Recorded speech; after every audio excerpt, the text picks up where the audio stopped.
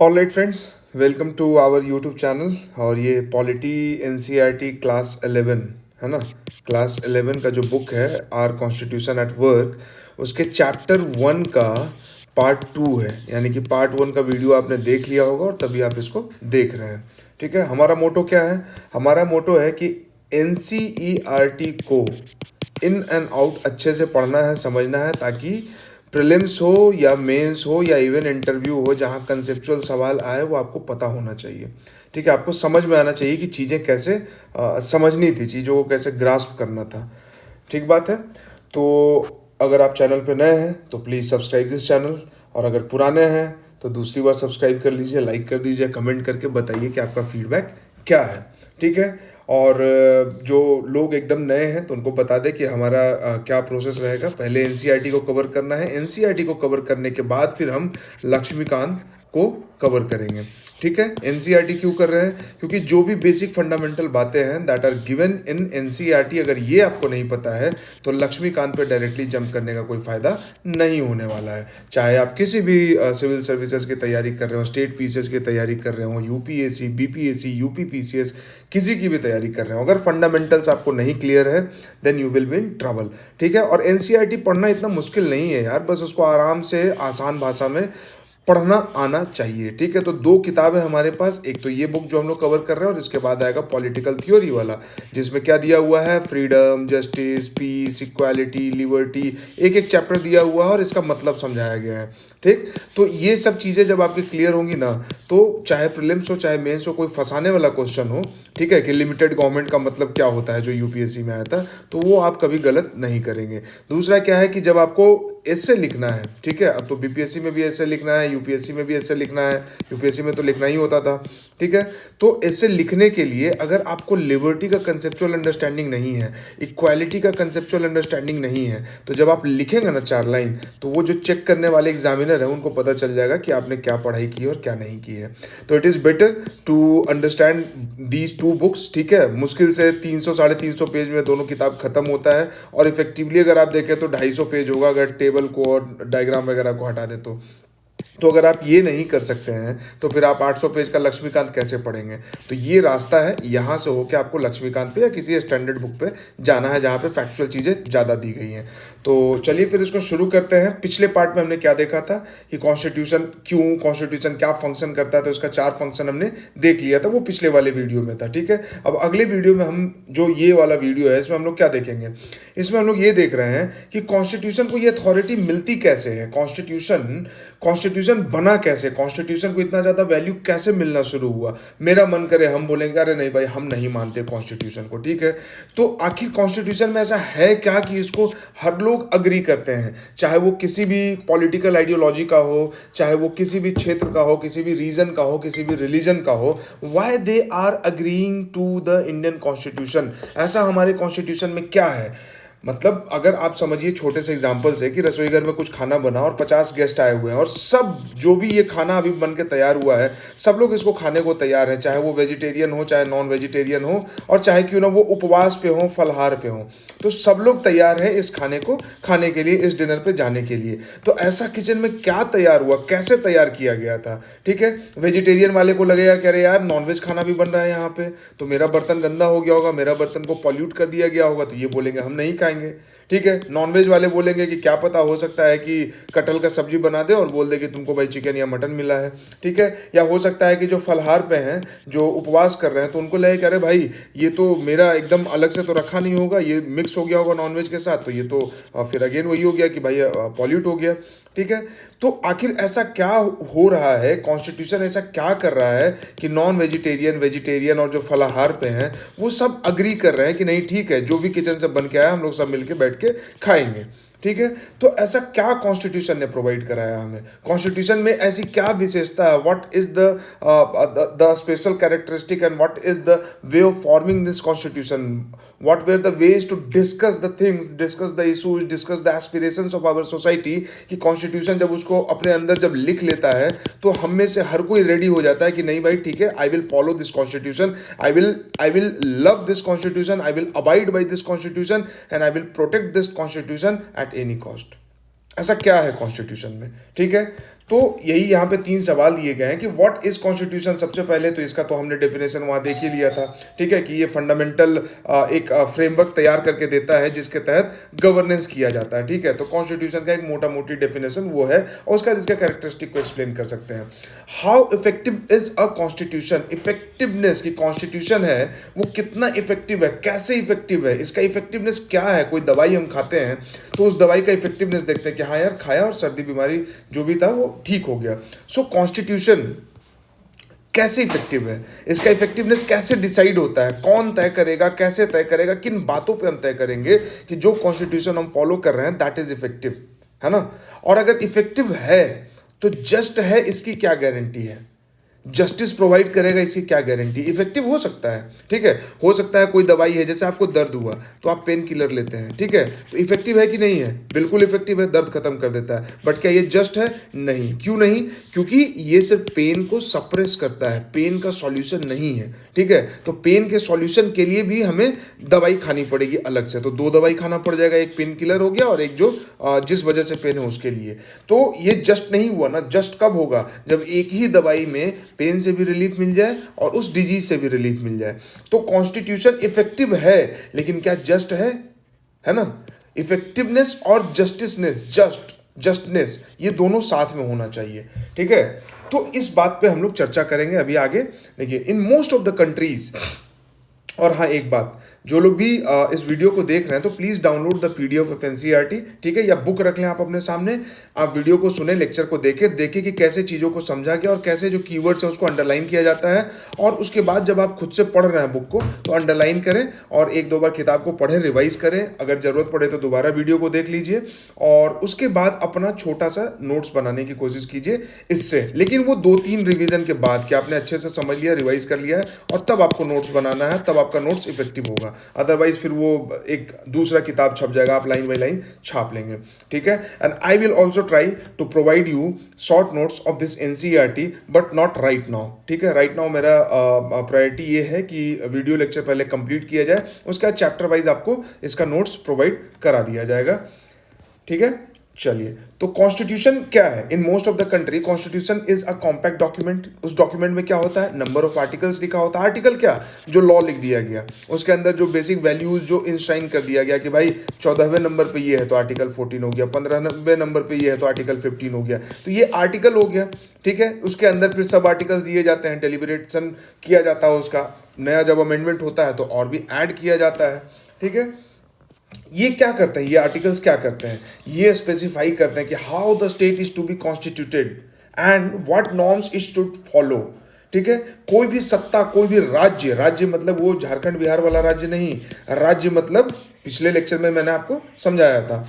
तो उस राज्य की बात हो रही है कि स्टेट को कैसे फॉर्म करना है, कैसे लेजिस्लेचर होगा, कैसे एग्जीक्यूटिव होगा, कैसे जुडिशरी होगा, कैसे हमारी पुलिस काम करेगी, है ना। ये चीज़ें जो है वो तय की जाती है कॉन्स्टिट्यूशन, संविधान के आर्टिकल से, संविधान में जो अनुच्छेद दिए गए हैं उनसे, ठीक है। ये आर्टिकल्स में यही चीज़ लिखा गया। जैसे आर्टिकल 14 है, क्या है भाई, इक्वालिटी का बात करता है, तो इक्वालिटी का बात करता है, ये आर्टिकल में लिखा गया। अब इस बेसिक वैल्यू को लेके जो भी लॉ बनेगा वो इक्वालिटी को वायलेट नहीं करना चाहिए। अगर जो लॉ बन रहा है वो इक्वालिटी को वायलेट कर रहा है तो वो लॉ गलत हो जाएगा। अब यहाँ पे बोलेंगे कि रिजर्वेशन वाला पॉलिसी अगेन कि उसमें तो इक्वालिटी की बात नहीं है, तो उसके लिए फिर इसी में लिया गया है, सब क्लॉज दिया गया, आर्टिकल 15 में भी दिया गया है, डीपीएसपी भी दिया गया है कि पॉजिटिव डिस्क्रिमिनेशन करना है। पॉजिटिव डिस्क्रिमिनेशन करके यानी कि जो बहुत पीछे हैं, जो बहुत दबे कुचले हैं, समाज का एक हिस्सा जो बहुत पीछे रह गया है उसको आगे लेके आना है। आप खुद सोच के देखिए ना कि कोई गाड़ी है, ठीक है, उसमें 4 पहिए होते हैं, अगर 3 पहिया ठीक काम कर रहा है और 1 पहिया नहीं काम कर रहा है तो चाहे गाड़ी आपका मर्सिडीज हो या लैम्बोर्गिनी हो, चलेगा क्या, नहीं चलेगा। तो इस चक्के को ठीक करने का काम किसका है, जो इस गाड़ी को चलाएंगे, जो यूज़ करेंगे। और ये गाड़ी क्या है, ये गाड़ी हमारा समाज है, ठीक है। तो समाज का 1 पहिया 2 पहिया अगर खराब है तो उसको ठीक करना होगा। कोई एक इक्विपमेंट कोई एक यहाँ पे जो इसका इंजन का मान लीजिए कि कोई एक छोटा सा पार्ट जो है वो अगर खराब हो गया तो क्या बोलेंगे, गाड़ी तो बाकी पूरा फिटफाट है, चलते रहो। कितनी दूर चलेंगे, कहीं ना कहीं जाके गाड़ी ब्रेक डाउन हो जाएगा। इट डजेंट मैटर कि आपकी गाड़ी 5 करोड़ की है या 5,000 करोड़ की है। ठीक है, तो वही बात समाज के साथ है कि आपको पॉजिटिव डिस्क्रिमिनेशन करना है। पॉजिटिव डिस्क्रिमिनेशन करने के लिए सरकार को इनेबल किया गया है। पिछले वीडियो में आप देखे होंगे कि गवर्नमेंट को सिर्फ लिमिट नहीं किया जाता है, गवर्नमेंट को इनेबल भी किया जाता है। लिमिटेशन कहां से पुट हुआ था, तो सबसे फेमस है फंडामेंटल राइट, वो लिमिट पुट करता है। और इनेबलिंग प्रोविजन क्या है, डीपीएसपी। डीपीएसपी पे एक अलग से चैप्टर है, फंडामेंटल राइट पे एक अलग से चैप्टर है, घबराने की बात नहीं है। ठीक बात है। तो कॉन्स्टिट्यूशन ये स्पेसिफाई कर देता है कि हाउ स्टेट को कैसे फॉर्म करना है और स्टेट कैसे फंक्शन करेगा, स्टेट कैसे नियम को फॉलो करेगा। ठीक है, तो ये कॉन्स्टिट्यूशन है। इस सवाल का जवाब है कि व्हाट इज कॉन्स्टिट्यूशन। अलग अलग देश में अलग अलग तरह का होता है। जैसे यूनाइटेड किंगडम है ना, जो वो देश जिसने पूरी दुनिया को एक तरह से कॉलोनाइज किया था, जिसके लिए बोला जाता था कि sun never set in United Kingdom और sun of England never sets. क्यों? क्योंकि दुनिया में इतने जगह पर राज था, पूरब में भी पश्चिम में भी, कि कहीं ना कहीं सूरज उगा ही रहता था। ठीक है, तो वहां क्या है, कॉन्स्टिट्यूशन बोल के कोई एक सिंगल बुक नहीं है, वहां सीरीज ऑफ डॉक्यूमेंट है, एक सिंगल डॉक्यूमेंट नहीं है। ठीक है, जिसको कि कॉन्स्टिट्यूशन बोल दे। वहां सीरीज ऑफ डॉक्यूमेंट है, सीरीज ऑफ डिसीजंस है, अलग अलग टाइम पे जो लिया गया था, और उसको कंबाइन करके बोलते हैं कि वो यूके का कॉन्स्टिट्यूशन है। ठीक है, तो इसका मतलब क्या हुआ कि यूके अलग से कॉन्स्टिट्यूशन बनाने के लिए कोई कॉन्स्टिट्यूशन असेंबली नहीं बिठाया, कोई अलग से एक व्यवस्था नहीं किया कि चलो अब बैठते हैं और अपने लिए कॉन्स्टिट्यूशन तैयार करते हैं। नहीं, अलग अलग कहानी चल रही थी, अलग अलग दौर में, अलग अलग साल में, अलग अलग महीने में, सारे कहानियों को जोड़ के, सारे कहानी को एक साथ सिंथेसाइज करके, सीरीज ऑफ डॉक्यूमेंट को एक साथ कंपाइल करके, और उसको बोल देते हैं कि यूके का कॉन्स्टिट्यूशन है। बट ये केस इंडिया के साथ नहीं है। इंडिया ने क्या किया, इंडिया 1946 में हमारा कॉन्स्टिट्यूशन असेंबली बनता है। क्यों बनता है कि देश अब आज़ाद होने वाला है, 47 में अंग्रेज जाने वाले हैं। तो अब जो इसके पहले जो स्टेट चल रहा था वो ब्रिटिशर्स के हिसाब से चल रहा था, ब्रिटिश हुकूमत था, ब्रिटिश गवर्नमेंट थी यहाँ पे। ठीक है, बट ये तो जा रही है, देश आज़ाद होगा, तो अब जो नया स्टेट बनेगा, उस नए स्टेट की अवधारणा क्या होगी, उस नए सत्ता की, उस नए राज्य की, उस नए पावर डायनेमिक्स की अवधारणा क्या होगी। क्या वो लोगों के लिए काम करेगा या लोगों के हितों को ध्यान में नहीं रखेगा, कुछ लोगों के हितों को ध्यान में रखेगा, मेजॉरिटी का ध्यान रखेगा या माइनॉरिटी का ध्यान रखेगा या दोनों का ध्यान रखेगा, सिटीजन्स को फंडामेंटल राइट देगा या नहीं देगा। तो ये सब चीज़ें ब्रिटिशर्स के टाइम पे हमें नहीं मिलती थी और हमें अपने टाइम पे भी मिल रही है। ठीक है, तो इन बातों को डिसाइड करने के लिए हमने कॉन्स्टिट्यूशन असेंबली बनाया और कॉन्स्टिट्यूशन असेंबली में डिबेट हुआ और डिबेट के बाद एक डॉक्यूमेंट तैयार हुआ। उस डॉक्यूमेंट को, उस किताब को क्या बोलते हैं, कॉन्स्टिट्यूशन। ठीक है, ये पूरा सिलेबस प्रोवाइड कराता है कि इसके हिसाब से देश की तैयारी चलेगी, इसके हिसाब से देश की तैयारी चलेगी। ठीक है, तो ये बात है। तो इंडियन कॉन्स्टिट्यूशन को, आप यूके का कॉन्स्टिट्यूशन क्या है, तो डॉक्यूमेंट एंड डिसीजंस का एक series of document and decision है, जिसके बेसिस पे जो एक पूरा कंपाइलेशन तैयार हुआ उसको कॉन्स्टिट्यूशन बोलते हैं। ठीक है, अब क्या है कि बहुत सारा कॉन्स्टिट्यूशन जो है, जरूरी थोड़े है कि एक सिलेबस मिल गया तो उस सिलेबस से ही सवाल पूछा जाए। अब देखिए ना, हम जो एस्पिरेंट कम्युनिटी है, सिलेबस तो हर किसी का है, यूपीएससी का है, बीपीएससी का है, बट एग्जाम में हम लोग जंप कर जाते हैं और सिलेबस को देखते नहीं है। 2-3 साल फेल होने के बाद, 2-3 साल अपना टाइम वेस्ट करने के बाद हमें रियलाइज होता है कि शायद सिलेबस देखना चाहिए था। और ये जिम्मेदारी कोचिंग्स की भी है, और कोचिंग्स पहले ये जिम्मेदारी नहीं निभाते थे, और ये बोलने में मुझे कोई गुरेज नहीं है। वो तो भला हो यूट्यूब का, भला हो डिजिटल इंडिया प्रोग्राम का, कि जिसके वजह से इतना ज़्यादा एजुकेशन को लेकर अवेयरनेस फैला, और अब हर किसी को पता है कि सिलेबस और पी/क्यू नाम का कोई चीज़ होता है। तो जब सबको पता है तो कोचिंग वाले पीछे क्यों रहेंगे, तो वो बोलेंगे कि हाँ भाई सिलेबस और पी/क्यू करो। अदरवाइज शुरुआत में अगर कोई आपके जान पहचान के हो जो तैयारी 2010 में, 2015 में, इस टाइम तक तैयारी जिन्होंने किया, उनसे पूछेंगे तो बहुत भ्रमित किया जाता था। खैर, that is a different matter, और डिफरेंट मैटर नहीं है, वो भी गवर्नेंस का एक पार्ट है। That's why I am discussing about those things. ठीक है, तो जरूरी नहीं कि सिलेबस को फॉलो किया जाए। ठीक है, तो जरूरी नहीं कि हर कॉन्स्टिट्यूशन सक्सेसफुल हो। इंडिया में क्या है, देखिए, कोई भी पॉलिटिकल पार्टी हो, कोई भी पॉलिटिकल आइडियोलॉजी वाला व्यक्ति हो, क्या बोलता है कि हम संविधान को मानते हैं, संविधान को फॉलो करना है, संवैधानिक हितों की रक्षा करना है, ये हमारा संवैधानिक अधिकार है, हम संविधान की रक्षा करेंगे, हम संविधान के हिसाब से चलेंगे। यानी कि हमारा कॉन्स्टिट्यूशन अपने आप में एक सक्सेसफुल कॉन्स्टिट्यूशन, एक सक्सेसफुल डॉक्यूमेंट है। But it do not mean कि दुनिया का हर कॉन्स्टिट्यूशन इतना सक्सेसफुल होगा।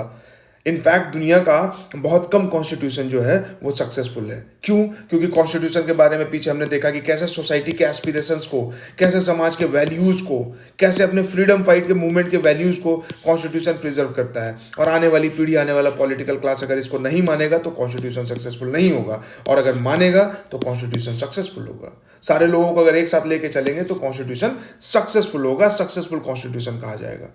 But many constitutions around the world exist only on paper, सिर्फ पेपर पे लिखे गए हैं। आप देखिए ना, इराक का कॉन्स्टिट्यूशन आप देख लीजिए, सीरिया में भी तो कुछ ना कुछ कॉन्स्टिट्यूशन के नाम पे होगा। सीरिया में सिविल वॉर चल रहा है।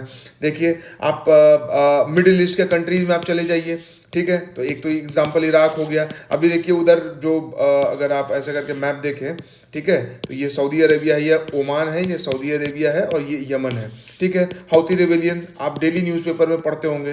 तो क्या है कि सोसाइटी के एस्पिरेशन को ना एक जगह जमा नहीं किया जा रहा है, सोसाइटी में कोऑर्डिनेशन नहीं है, सोसाइटी में अश्योरेंस नहीं है एक दूसरे को लेके, ठीक है भाई, कि हम तुम्हारी मदद करेंगे, तुम हमारी मदद करो, तो मारकाट मचा हुआ है, ठीक है। तो कॉन्स्टिट्यूशन ऐसे ही सक्सेसफुल हवा में नहीं हो जाता है, जैसे कि रिजल्ट हवा में नहीं हो जाता है। आपको सिलेबस फॉलो करना पड़ता है, आपको पीवाईक्यू पढ़ना पड़ता है। तो उसी तरह से सिलेबस कॉन्स्टिट्यूशन में दिया गया है, और पीवाईक्यू आपको पता है कि पास्ट में सोसाइटी को किस किस प्रॉब्लम से गुजरना पड़ा। इंडिया को पार्टीशन से गुजरना पड़ा, कम्युनल वायलेंस से गुजरना पड़ा, हिंदू मुस्लिम लड़ाई झगड़े होते थे, कलकत्ता किलिंग हुआ था, ठीक है।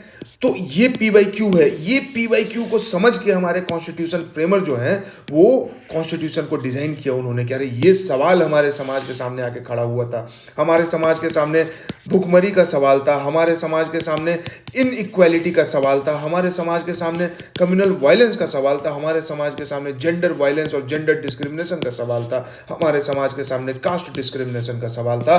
और ये पीवाईक्यू था। इन्हीं पीवाईक्यू के बेसिस पे कॉन्स्टिट्यूशन असेंबली में बैठ के हमारे फ्रेमर्स ने इन पे माथापच्ची किया, पूरा दिमाग लगाया, और जाके फिर एक डॉक्यूमेंट तैयार किया कि ये नोट्स होना चाहिए। इस नोट्स को जब पढ़ेंगे तो इन सवालों का जवाब हमें मिल जाएगा बखूबी,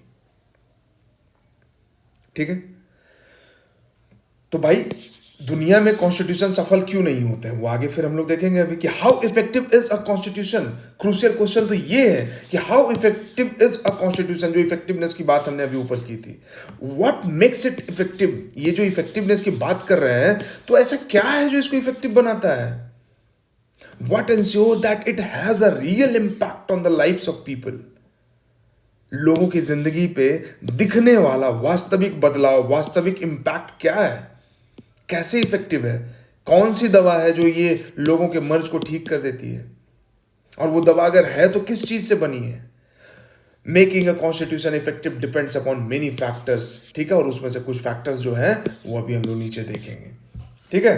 मोड ऑफ प्रोमलगेशन, पहला कैसे प्रोमलगेट किया गया, इसको कैसे लागू कैसे किया, इसको बनाया कैसे गया। How a constitution comes into being, who crafted the constitution and how much authority did they have। पहले तो ये आया कैसे अस्तित्व में, इसकी अवधारणा कहां से आई कि कॉन्स्टिट्यूशन होना चाहिए, पहला सवाल। दूसरा सवाल कि किसने क्राफ्ट किया, ठीक है। तीसरा सवाल कि जिसने क्राफ्ट किया क्या उसको अथॉरिटी था क्राफ्ट करने का। आपके गांव में कोई अगर एक आदमी खड़ा हो गया कुछ नियम बोल दे कि भैया, चार आदमी खड़ा होकर नियम बोल दे कि आज से गांव में शराबबंदी, तो क्या उनके पास अथॉरिटी है ये बात बोलने की क्या ऐसे गांव में शराबबंदी। वो क्या है, सोशल रिफॉर्मर हैं, सोसाइटी में उनके पास रेस्पेक्ट है, वो लोगों के लिए काम कर रहे हैं, लोगों के एजुकेशन के लिए काम कर रहे हैं, क्या कर रहे हैं, किस बेसिस पे उनको ये अथॉरिटी मिला है कि वो कुछ बोलते हैं कि हाँ ऐसे शराब बंद, आज से जो सरकारी स्कूल है उसमें रात्रि पाठशाला लगेगी। तो ये कैसे, ये अथॉरिटी इन चार लोगों के पास कैसे आया। वैसे तो कोई भी खड़ा होकर फिर दूसरा आदमी बोल देगा कि आज से गांव में 2 शराब का भट्टी लगेगा और हम शराब बेचेंगे और पैसे कमाएंगे। तो क्या ये तुमको अथॉरिटी है, किसने दिया तुम्हें ये अथॉरिटी, है ना। तो उसी तरह से कि कॉन्स्टिट्यूशन क्राफ्ट किया, कॉन्स्टिट्यूशन को डिजाइन किया, कॉन्स्टिट्यूशन पे डिलीबरेशन हुआ, but who have did this. And the largest question is that कि उन लोगों के पास अथॉरिटी था ये काम करने का। In many countries constitution remain defunct, क्यों, because crafted by military leaders. बगल के पड़ोसी देश पाकिस्तान को, अपने छोटे भाई को देख लीजिए, ठीक है, वहां कॉन्स्टिट्यूशन 3 बार बना, सालों लग गए, 9 साल 10 साल कॉन्स्टिट्यूशन को बार बार उल्टा कर दिया जा रहा है, बार बार मिलिट्री रूल हो रहा है। क्या इंडिया में कभी मिलिट्री रूल हुआ? नहीं हुआ। क्यों नहीं हुआ? कभी सोच के देखिए। इंडिया में भी तो मिलिट्री रूल हो सकता था, यहाँ का भी तो आर्मी तख्ता पलट कर देता और जो सिविलियन इलेक्टेड गवर्नमेंट है जिसको लोगों ने चुना है उसको पलट देता, बोलता कि सरकार ठीक काम नहीं कर रही, अब आर्मी अपने हाथ में सब कुछ ले लेगी। लेकिन क्या इंडिया में ऐसा हुआ? नहीं हुआ। और पड़ोसी देश पाकिस्तान में हुआ है। अभी देखिए म्यांमार में चल रहा है ना, जनता गवर्नमेंट और वहाँ का जो एंटी जनता पीपल है, दोनों के बीच में क्लैश चल रहा है और रिफ्यूजी जो है वो घुस के इंडिया में आ रहे हैं। जैसे कि पिछले टाइम पे जब बांग्लादेश बनने वाला था उसके पहले वहाँ से रिफ्यूजी इंडिया आ रहे थे और यही वजह था कि फिर धीरे धीरे इंडिया को उस युद्ध में शामिल होना पड़ा और फिर पाकिस्तान के दो टुकड़े हुए थे during the Indira Gandhi regime. In the fearless and courageous leadership of Shyam Manekshaw, जिन पे एक मूवी भी आ रही है and Vicky Kaushal is the lead character in that movie.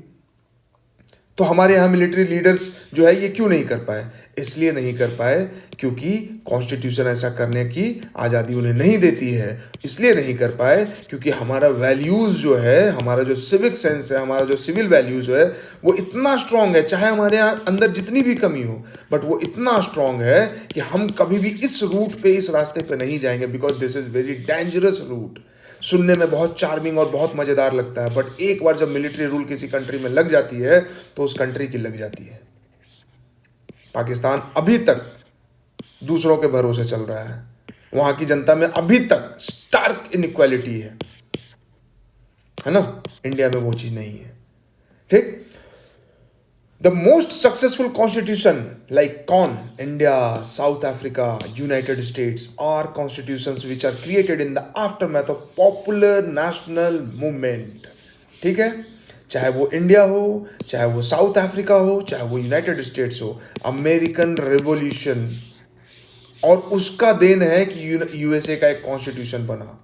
South Africa racial discrimination, Nelson Mandela, तब जाके कॉन्स्टिट्यूशन तैयार होता है। India revolt of 1857, Indian association, Indian national congress, Swadeshi movement, non cooperation movement, civil disobedient movement, quit India movement, ये सब होता है और उसके बाद जाके हमें पॉलिटिकल इंडिपेंडेंस मिलता है और हम कॉन्स्टिट्यूशन अपना फ्रेम करते हैं। ये सारा बैकग्राउंड में इतना है। ऐसा नहीं हुआ कि किसी को सपना आया कि चलो चलो कॉन्स्टिट्यूशन खेलते हैं। एक बिल्डिंग में बैठते हैं जिसको बोल देंगे कॉन्स्टिट्यूशन असेंबली और वहाँ पे हम लोग खेलेंगे, आर्टिकल हम लोग डिस्कस करेंगे। नहीं, ये जो पूरा लब्बो लुआब जो हमने 200 साल झेला है और 100 साल संघर्ष किया है उसके बाद हमें कॉन्स्टिट्यूशन मिला है, तो निश्चित रूप से हमारे कॉन्स्टिट्यूशन में कुछ ना कुछ विशेष होगा। वही चीज़ यहाँ पे देखिए आपको दिखाने की कोशिश की है कि राजा राम मोहन राय उस समय पहले सोशल रिफॉर्म की बात हुई, क्योंकि किसी भी समाज में जब सामाजिक परिवर्तन नहीं होगा, समाज अगर पिछड़ा होगा, रेग्रेसिव होगा, पीछे देखेगा, कास्ट के बेसिस पे चीज़ों को डिसाइड करेगा, रिलीजन के बेसिस पे डिसाइड करेगा, साइंटिफिक टेम्पर नहीं होगा, रीजन नहीं होगा, लॉजिक नहीं होगा, तो चाहे वो समाज हो, चाहे वो एक छोटा सा गांव हो, चाहे वो एक परिवार हो और चाहे वो एक इंडिविजुअल हो, he or she is doomed to fail in his life। ठीक है, और ऐसा नहीं कि ये करने में कष्ट नहीं होता है। He was ostracised from the society. Raja Ram Mohan Roy को उनकी माँ ने घर से निकाल दिया था, उनकी माँ उनके खिलाफ थी, इनके खिलाफ धर्म सभा बनाया गया था राधा कामदेव के द्वारा। ठीक है, रोड पे इनके खिलाफ मार्च निकलता था, उसके बाद भी अपने काम में लगे थे और समाज को एक पुनर्जागरण की दिशा में, रेनिसां की दिशा में लेके गए, जो बंगाल से शुरू हुआ था हमारे देश में, पूरे देश में फैला, जो पूरी तरह से अभी तक नहीं हो पाया है। ठीक है, वो एक अलग कहानी है। तो राजा राम मोहन रॉय, ईश्वर चंद्र विद्यासागर, है ना, रानाडे प्रार्थना समाज, पूना सार्वजनिक सभा। ठीक है, तो इस तरह से बहुत सारा सोशल रिफॉर्म हुआ। 1857 का रिवोल्ट होता है। ठीक है, अनऑर्गेनाइज्ड है, लीडरशिप कमजोर है, लेकिन रिवोल्ट हुआ क्या कि भाई अंग्रेजों को भगाया जाए देश से। क्यों? क्योंकि हमारे देश के साथ वो अन्याय कर रहे हैं, हमारी देश की जनता के साथ अन्याय कर रहे हैं। इस समय तक तो देश की अवधारणा भी नहीं थी कि भारत नाम का एक देश है। ठीक है, एक सब कॉन्टिनेंट था, अलग अलग प्रिंसली स्टेट था और ब्रिटिश स्टेट था। इसके बाद समझ में धीरे धीरे लोगों को आना शुरू हुआ कि एक देश, एक नेशन बनना चाहिए, और यूरोप का भी उस पर काफी असर रहा। यूरोप में इस तरह की चीजें पहले हो चुकी थी और हो रही थी। पहला पॉलिटिकल ऑर्गेनाइजेशन अगर आप कहें कि बहुत अच्छे से ऑर्गेनाइज होकर बना तो इंडियन एसोसिएशन 1876 में सुरेंद्रनाथ बनर्जिया ने बनाया। ठीक है, यूपीएससी यानी कि उस समय के आईसीएस एग्जाम में 2 बार क्वालिफाई हुए थे, लेकिन इनको भगा दिया गया। इसके बाद 9 साल के बाद इंडियन नेशनल कांग्रेस बनता है 1885 में, ठीक है। फिर 1905 में स्वदेशी मूवमेंट होता है, फिर नॉन कॉपरेशन मूवमेंट होता है, फिर सिविल डिसोबीडियंट मूवमेंट होता है, और फाइनली क्विट इंडिया मूवमेंट होता है, ठीक है। और ये सब पूरा बैकग्राउंड है। तो इस समय कुछ डिमांड रहा होगा इनका, कुछ एस्पिरेशंस रहा होगा सोसाइटी का, जिसको कि ये लोग अपने कंधे पे उठाए थे, चाहे वो गांधी हो, नेहरू हो, पटेल हो, लाल बाल पाल हो, सुरेंद्र नाथ बनर्जिया हो, भगत सिंह हो, और जितने भी फ्रीडम फाइटर थे, रिवॉल्यूशनरी, मॉडरेट, एक्सट्रीमिस्ट, कोई भी, मेल, फीमेल, ट्रांसजेंडर, ठीक है। तो ये पॉपुलर नेशनल मूवमेंट का इम्पैक्ट है कि जो कॉन्स्टिट्यूशन बना है इतना सक्सेसफुल बना है। क्यों? क्योंकि समाज का जो भी एस्पिरेशन, जो भी नीड था, वो इस एक डॉक्यूमेंट में लिस्ट किया गया था। तैयार भले 1946 से लेकर 1949 के बीच में हम लोग कहते हैं कि हो गया है 2 साल 11 महीने और 18 दिन में, लेकिन उसकी अवधारणा, उसका डिमांड, उसका एस्पिरेशन, सब कुछ ये सालों से चलता आ रहा था। Although India's constitution was formally created by Constituent Assembly between December 1946 and November 1949, but सिर्फ इसके बीच में नहीं हुआ था, ठीक है। ये है इसके पीछे का मेन कारण, हमारा पॉपुलर नेशनल मूवमेंट। पॉपुलर क्यों? क्योंकि देश का हर तबका इसमें भागीदार था। Long history of nationalist movement that had a remarkable ability to take long different sections of Indian society together. Different sections को, चाहे वो हिंदू, मुस्लिम, सिख, ईसाई, रिलीजन के बेसिस पे हो, कास्ट के बेसिस पे हो, जेंडर के बेसिस पे हो, क्लास के बेसिस पे हो, कि मर्चेंट क्लास है या फार्मिंग क्लास है या फिर फ्यूडल क्लास है या जमींदार क्लास है, सबको साथ में लेके आए। और इसी वजह से ये पॉपुलर नेशनल मूवमेंट को इनॉर्मस लेजिटिमेसी मिला। क्यों? क्योंकि सबकी बात कर रहे थे, सबकी बात कर रहे थे, सबकी बात कर रहे थे, ठीक है। नेपाल में ये नहीं हो पाया, नहीं हो पा रहा है। क्यों? क्योंकि सबकी बात नहीं हो पा रही है। The constitution of Islamic republic of Pakistan, देख लीजिए, when Pakistan, a brief history of countries, 3 constitution, while India become a republic on January 26, 1950, it took Pakistan 9 years and 2 constituent assembly, 2 बार संविधान सभा बनाना पड़ा to adopt a constitution, only for it to be suspended 2 years later, और 2 ही साल में इसको suspend कर दिया जाता है। क्यों? क्योंकि समाज के हर हिस्से, हर तबके, हर किसी का एस्पिरेशन इसमें समाहित नहीं हो पाया। अब भाई, जिसको आप साथ लेकर नहीं चलिएगा तो वो तो अपना अल्टरनेटिव व्यवस्था ढूंढेगा, क्योस क्रिएट होगा, और उसको क्योस का फायदा कोई और लेगा अपना वेस्टेड इंटरेस्ट के लिए। तो पाकिस्तान में मिलिट्री रूलर्स इसका फायदा उठाते हैं। तो मोड ऑफ प्रोमलगेशन, ठीक है, it was drawn up by people who enjoyed immense public credibility. Subhash Chandra Bose, हालांकि उनका इसमें रोल नहीं था, गांधी जी, नेहरू, सरदार वल्लभ भाई पटेल, भीमराव अंबेडकर, राजकुमारी अमृता कौर, बाबू जगजीवन राम, डॉक्टर राजेंद्र प्रसाद, जयपाल मुंडा, ये वो लीडर्स थे जो समाज के एस्पिरेशंस के बारे में बात करते थे, समाज की समस्याओं, समाज के प्रॉब्लम के बारे में बात करते थे, और इसलिए इनको इमेंस पब्लिक क्रेडिबिलिटी मिला हुआ था। जैसे आज जो हमारे ऑनरेबल प्राइम मिनिस्टर हैं नरेंद्र मोदी, तो उनको इमेंस पब्लिक क्रेडिबिलिटी मिला हुआ है चुनाव के माध्यम से। तो उस समय ये जो लीडर्स थे, ये जो पीपल जो बैठे थे कॉन्स्टिट्यूएंट असेंबली में संविधान बनाने के लिए, उनकी क्रेडिबिलिटी बहुत हाई थी। और सिर्फ क्रेडिबिलिटी हाई नहीं थी, उनके अंदर कैपेसिटी था, उनके अंदर कैपेबिलिटी था, उनका एप्टीट्यूड, उनका एटीट्यूड, उनका बिहेवियर, उनका character, everything was so strong, so pure कि पब्लिक उन पर विश्वास करती थी। They have the capacity to negotiate and command the respect of wide cross section of society, and they have the capacity to convince people that the constitution was not an instrument for the aggrandization, क्या लिखा है भाई, aggrandization,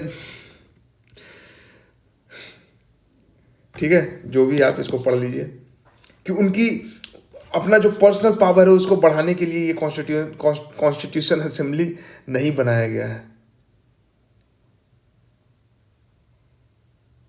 ये लोगों के लिए बनाया गया है। And the document reflected the broad national consensus at that time. जो नेशनल कंसेंसस है उसको रिफ्लेक्ट करता है, किसी पूरे देश का किसी एक पावरफुल सेक्शन की बात नहीं करता है, या सिर्फ मेजॉरिटी की बात नहीं कर रहा है, ये माइनॉरिटी को भी साथ में लेके चल रहा है। सिर्फ हिंदू की बात नहीं करता है, मुस्लिम की भी बात करता है, सिख की भी बात करता है, ईसाई की भी बात करता है, जैन, बुद्धिस्ट, नास्तिक, आस्तिक, सबकी बात करता है। these were not the people जो कि running to increase their personal power। ठीक है, तो ये था इन लोगों की कहानी। इस वजह से हमारा कॉन्स्टिट्यूशन इतना सक्सेसफुल रहा। कुछ देशों में क्या होता है कि रेफरेंडम किया जाता है, लोगों से पूछा जाता है, डायरेक्टली बातचीत की जाती है। जहां पॉपुलेशन कम होगा वहां डायरेक्ट बात हो गया, 4 लोग हैं तो चारों से डायरेक्ट पूछ लो। लेकिन जहां 30 करोड़ लोग हैं तो क्या एक एक से बात करना संभव है, पॉसिबल है? बार बार मीटिंग बुलाना पॉसिबल है? नहीं है। ठीक है, तो इसीलिए भारत की जनसंख्या लगभग उस समय 30 करोड़ थी। ठीक है, तो क्या किया गया? तो रेफरेंडम के रास्ते से नहीं गए। हम कहां से गए? हम बोले भाई कि लोग जो है अपना रिप्रेजेंटेटिव चुनेंगे, वो रिप्रेजेंटेटिव जो है फिर फर्दर रिप्रेजेंटेटिव चुनते हैं और वो लोग कॉन्स्टिट्यूशन असेंबली में बैठते हैं। और सिंस लोगों ने चुन के भेजा है तो क्रेडिबिलिटी है। ठीक है, लोगों का बैकिंग है। अब ये डिबेट करेंगे, डिस्कस करेंगे और एक डॉक्यूमेंट बनाएंगे कॉन्स्टिट्यूशन, और वो कॉन्स्टिट्यूशन लोग को मान्य होगा। और लोग को कभी दिक्कत हो तो इसको बदल भी सकते हैं, अमेंडमेंट भी कर सकते हैं। Indian constitution was never subject to such a referendum, but nevertheless carried enormous public authority because it had the consensus and backing of leaders who were themselves popular. Popular leaders का backing था। Constitution assembly में सिर्फ 2 ही लोग जो popular थे और नहीं थे, गांधी जी और मोहम्मद अली जिन्ना। इसके अलावा बाकी जितने पॉपुलर लीडर थे वो उस कॉन्स्टिट्यूशन असेंबली में बैठे थे। तो इतने पॉपुलर लीडर बैठे हैं तो इनके जो समर्थक थे, इनके जो लोग थे, वो भी एक तरह से इनडायरेक्टली बैठे हुए हैं। ठीक है, अब इसके बाद देखते हैं कि क्यों कॉन्स्टिट्यूशन इफेक्टिव है। एक तो देख लिया कि मोड ऑफ प्रोमलगेशन की कैसे किया गया, कौन लोग कर रहे थे। अब इसके अंदर जो प्रोविजन है, जो सब्सटेंस है, इसके अंदर जो सब्सटेंटिव प्रोविजन है कॉन्स्टिट्यूशन का, वो क्या है? तो पहला ही लाइन देखिए लिखा गया है कि it is the hallmark of a successful constitution that it gives everyone, हर किसी को in the society some reason to go along with its provisions। हर व्यक्ति के पास कोई ना कोई कारण है कि जो कॉन्स्टिट्यूशन में मेंशन प्रोविजन है उसके साथ हम जाएं। आप कॉन्स्टिट्यूशन खोल के पढ़ेंगे तो लगेगा कि संविधान आपकी बात कर रही है, आपका भी ध्यान रखता है। चाहे वो आर्टिकल 14 हो, चाहे 19 हो, चाहे 21 हो, आर्टिकल 25 फ्रीडम ऑफ रिलीजन हो, या डीपीएसपी हो जिसमें सरकार को निर्देश दिया गया है, राज्य के नीति निर्देशक तत्व, directive principles of state policy, कि स्टेट कैसे गवर्नेंस करेगा और लोगों की कैसे वेलफेयर में मदद करेगा, लोगों का वेलफेयर कैसे अपहोल्ड और इंश्योर करेगा। It gives everyone in society some reason to go along with its provisions. ठीक है, तो जो भी कॉन्स्टिट्यूशन में प्रोविजंस हैं वो सबको कुछ ना कुछ कारण देते हैं। और ये देखिए यहाँ पे नेपाल का डिबेट है, इसको आप पढ़ लेंगे अपने पीडीएफ से। ठीक है, कि कैसे इतनी बार डिबेट डिस्कशन हुआ है और तब जाके नेपाल में कॉन्स्टिट्यूशन बना है, वो भी अभी भी पॉलिटिकल स्टेबिलिटी नहीं है। एग्जाम्पल के लिए यहाँ पे दिया गया है कि for instance allowed permanent majority to oppress minority. Majority को ये ताकत दे दे कि माइनॉरिटी को ऑप्रेस कर लो। तो माइनॉरिटी क्या बोलेगा? इसके पास कोई रीजन नहीं है भाई कि हम संविधान को माने। क्यों? क्योंकि संविधान इनको रक्षा ही नहीं प्रोवाइड कराता है, मेजोरिटी से बचाता ही नहीं है। आप देखिए एक ट्रेन के बोगी में अगर एक ट्रेन के बोगी में 100 लोग हैं और एक ही गांव के 95 लोग हैं और दूसरे गांव के 5 लोग हैं, तो सीट होते हुए भी इन 5 लोग को हो सकता है लोग एडजस्ट ना करें। क्या बोलेंगे कि हटो, निकलो यहाँ से, गेट पे जाके खड़ा हो। क्यों? क्योंकि संख्या बल इनका ज़्यादा है। लेकिन रेलवे अगर नियम बना दे कि जो भी सीट पे आके बैठा या जिसका टिकट है वो आके बैठेगा, तो क्या ये कर पाएंगे? नहीं कर पाएंगे। अगर उसके बाद भी करते हैं तो ये 5 लोग कहाँ जाएंगे? किसी इंस्टीट्यूशन में जाएंगे, जैसे सुप्रीम कोर्ट और हाई कोर्ट में सरकार के पास गुहार लगाएंगे कि भाई मेरा राइट छीना जा रहा है, और तब फिर जो भी पनिशमेंट या जो भी इसका प्रोसीजर होगा वो इस पर अप्लाई होगा। लेकिन अगर इनको 95 को छुट्टा छोड़ दिया जाए तो 5 को जीने नहीं देंगे। तो माइनॉरिटी के पास कोई रीजन ही नहीं होगा उस ट्रेन में, उस रेलगाड़ी में बैठने का। तब वो डर से घुसेंगे ही नहीं उसमें, वो बाहर खड़े रहेंगे, वो पैदल जाएंगे या अपना कोई अल्टरनेटिव व्यवस्था तैयार करेंगे। और यहीं से फिर इनका गुस्सा जो है वो पनपता जाएगा धीरे धीरे धीरे धीरे, जनरेशन बाई जनरेशन, सालों साल, ठीक है। और फिर ये गुस्सा जब पनपेगा तो फिर ये सड़क पर उतरेगा, या तो देश छोड़ के चले जाएंगे या पॉलिटिकल चेंज की बात करेंगे, कॉन्स्टिट्यूशन में बदलाव की बात करेंगे। हो सकता है कि वेस्टेड इंटरेस्ट वाले इसको मिसयूज करें, ठीक है, अपना वोट बैंक बना लें इनको, और वोट बैंक बना के वायलेंस क्रिएट करें। फिर मेजोरिटी वाले को कुछ लोग अपना वोट बैंक बना लेंगे और इनको उकसाएंगे, फिर दोनों एक दूसरे से लड़ेंगे। जो लड़ाई ट्रेन के सीट से शुरू हुई थी वो सड़क पे आ जाएगी, देश में आ जाएगी। तो बेहतरीन कॉन्स्टिट्यूशन, बेहतरीन संविधान वो होता है जो दोनों को साथ लेके चले, माइनॉरिटीज को प्रोटेक्ट करे, माइनॉरिटीज और मेजोरिटीज के बीच में फ्रैटर्निटी यानी भाईचारा डेवलप करे, ठीक है। कॉन्स्टिट्यूशन अगर कर दे कि जो प्रिविलेज लोग हैं उनको सिस्टमेटिकली प्रिविलेज प्रोवाइड कराया जाए। जैसे बैंक में हम लोन लेने के लिए जाते हैं तो जो लोग बड़े लोग हैं उनको लोन आसानी से मिल जाता है, जो गरीब है उनको लोन नहीं मिलता है, उनको बैंक में एक्सेस नहीं मिलता है। तभी तो जनधन आधार मोबाइल वाला सिस्टम आया था और डिजिटल इंडिया आया कि आज एक क्लिक पे मोबाइल से सब कुछ हो जाता है, और डिजिटलाइजेशन होने की वजह से करप्शन कम हुआ। तो जो प्रिविलेज्ड है अगर उनको सिस्टमेटिकली यही मिलते रहेगा तो जो आम लोग हैं वो खीस में रहेंगे, गुस्से में रहेंगे, सरकार पे भरोसा नहीं रहेगा उनका। लेकिन भरोसा कैसे जागता है? यही जनधन आधार मोबाइल, जनधन खाता खोला गया, डिजिटल इंडिया लाया गया, पीएम उज्ज्वला स्कीम लाया गया, जवाहर रोजगार योजना चलता था, बेरोजगारी भत्ता मिल रहा है, किसान को सब्सिडी मिल रहा है, बिजली मिल रहा है, फर्टिलाइजर मिल रहा है। तो सबको एक रीजन मिलता है कि नहीं भाई, क्लास के बेसिस पर डिस्क्रिमिनेशन नहीं है। तो बैंक जाते हैं हम लोग, रेस्पेक्ट करते हैं। तो ये चीज है कि जो सिस्टमेटिकली प्रिविलेज्ड क्लास हो उनको और सिस्टम ऐसा बना दिया जाए कि सिर्फ उन्हीं को प्रिविलेज मिलता रहे, बाकी को ना मिले, ठीक है। सब member at the expense of others grow करते रहे। Systematically entrenched the power of a small group in the society would cease to command allegiance. Constitution के साथ कोई एलिजियंस फिर नहीं रह जाएगा। बट इंडिया में ये केस नहीं है। पाकिस्तान का एक छोटा सा एग्जाम्पल देखिए, दानिश कनेरिया, ठीक है। इनका इशू आप जानते होंगे कि इनको टीम में जगह नहीं मिली, इनके साथ डिस्क्रिमिनेशन किया जाता था। और कौन बोल रहा है? None other than Shoaib Akhtar claims Danish Kaneria faced discrimination at hand of a few Pakistani cricketer. Why? Due to religion. Yusuf Yohanna को जानते होंगे, he had to change his religion to become captain of Pakistani team, if I am not wrong. तो ये क्या हुआ कि Christianity was in minority and Islam को वहां का पॉलिटिकल क्लास इस तरह से मिसयूज करता है। Islam is not bad in itself, it has been used badly by the political class to serve their own parochial narrow interest. तो इनको रिलीजन चेंज करना पड़ता है to become captain of his team. तो ये constitution कैसे चलेगा? आज नहीं तो कल बवाल होना है, होते रहेगा, कभी धीरे होगा कभी तेज होगा।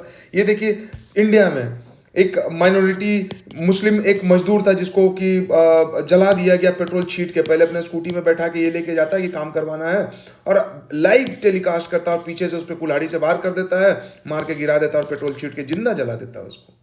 अगर ये एक रैंडम एग्जाम्पल है और बहुत हार्ट रेंचिंग एग्जाम्पल है, लेकिन अगर ये रोज होने लगे, बार बार होने लगे, तो माइनॉरिटीज के पास कोई रीजन नहीं रह जाएगा कॉन्स्टिट्यूशन को अवॉइड करने का, एंड दे विल रिवोल्ट।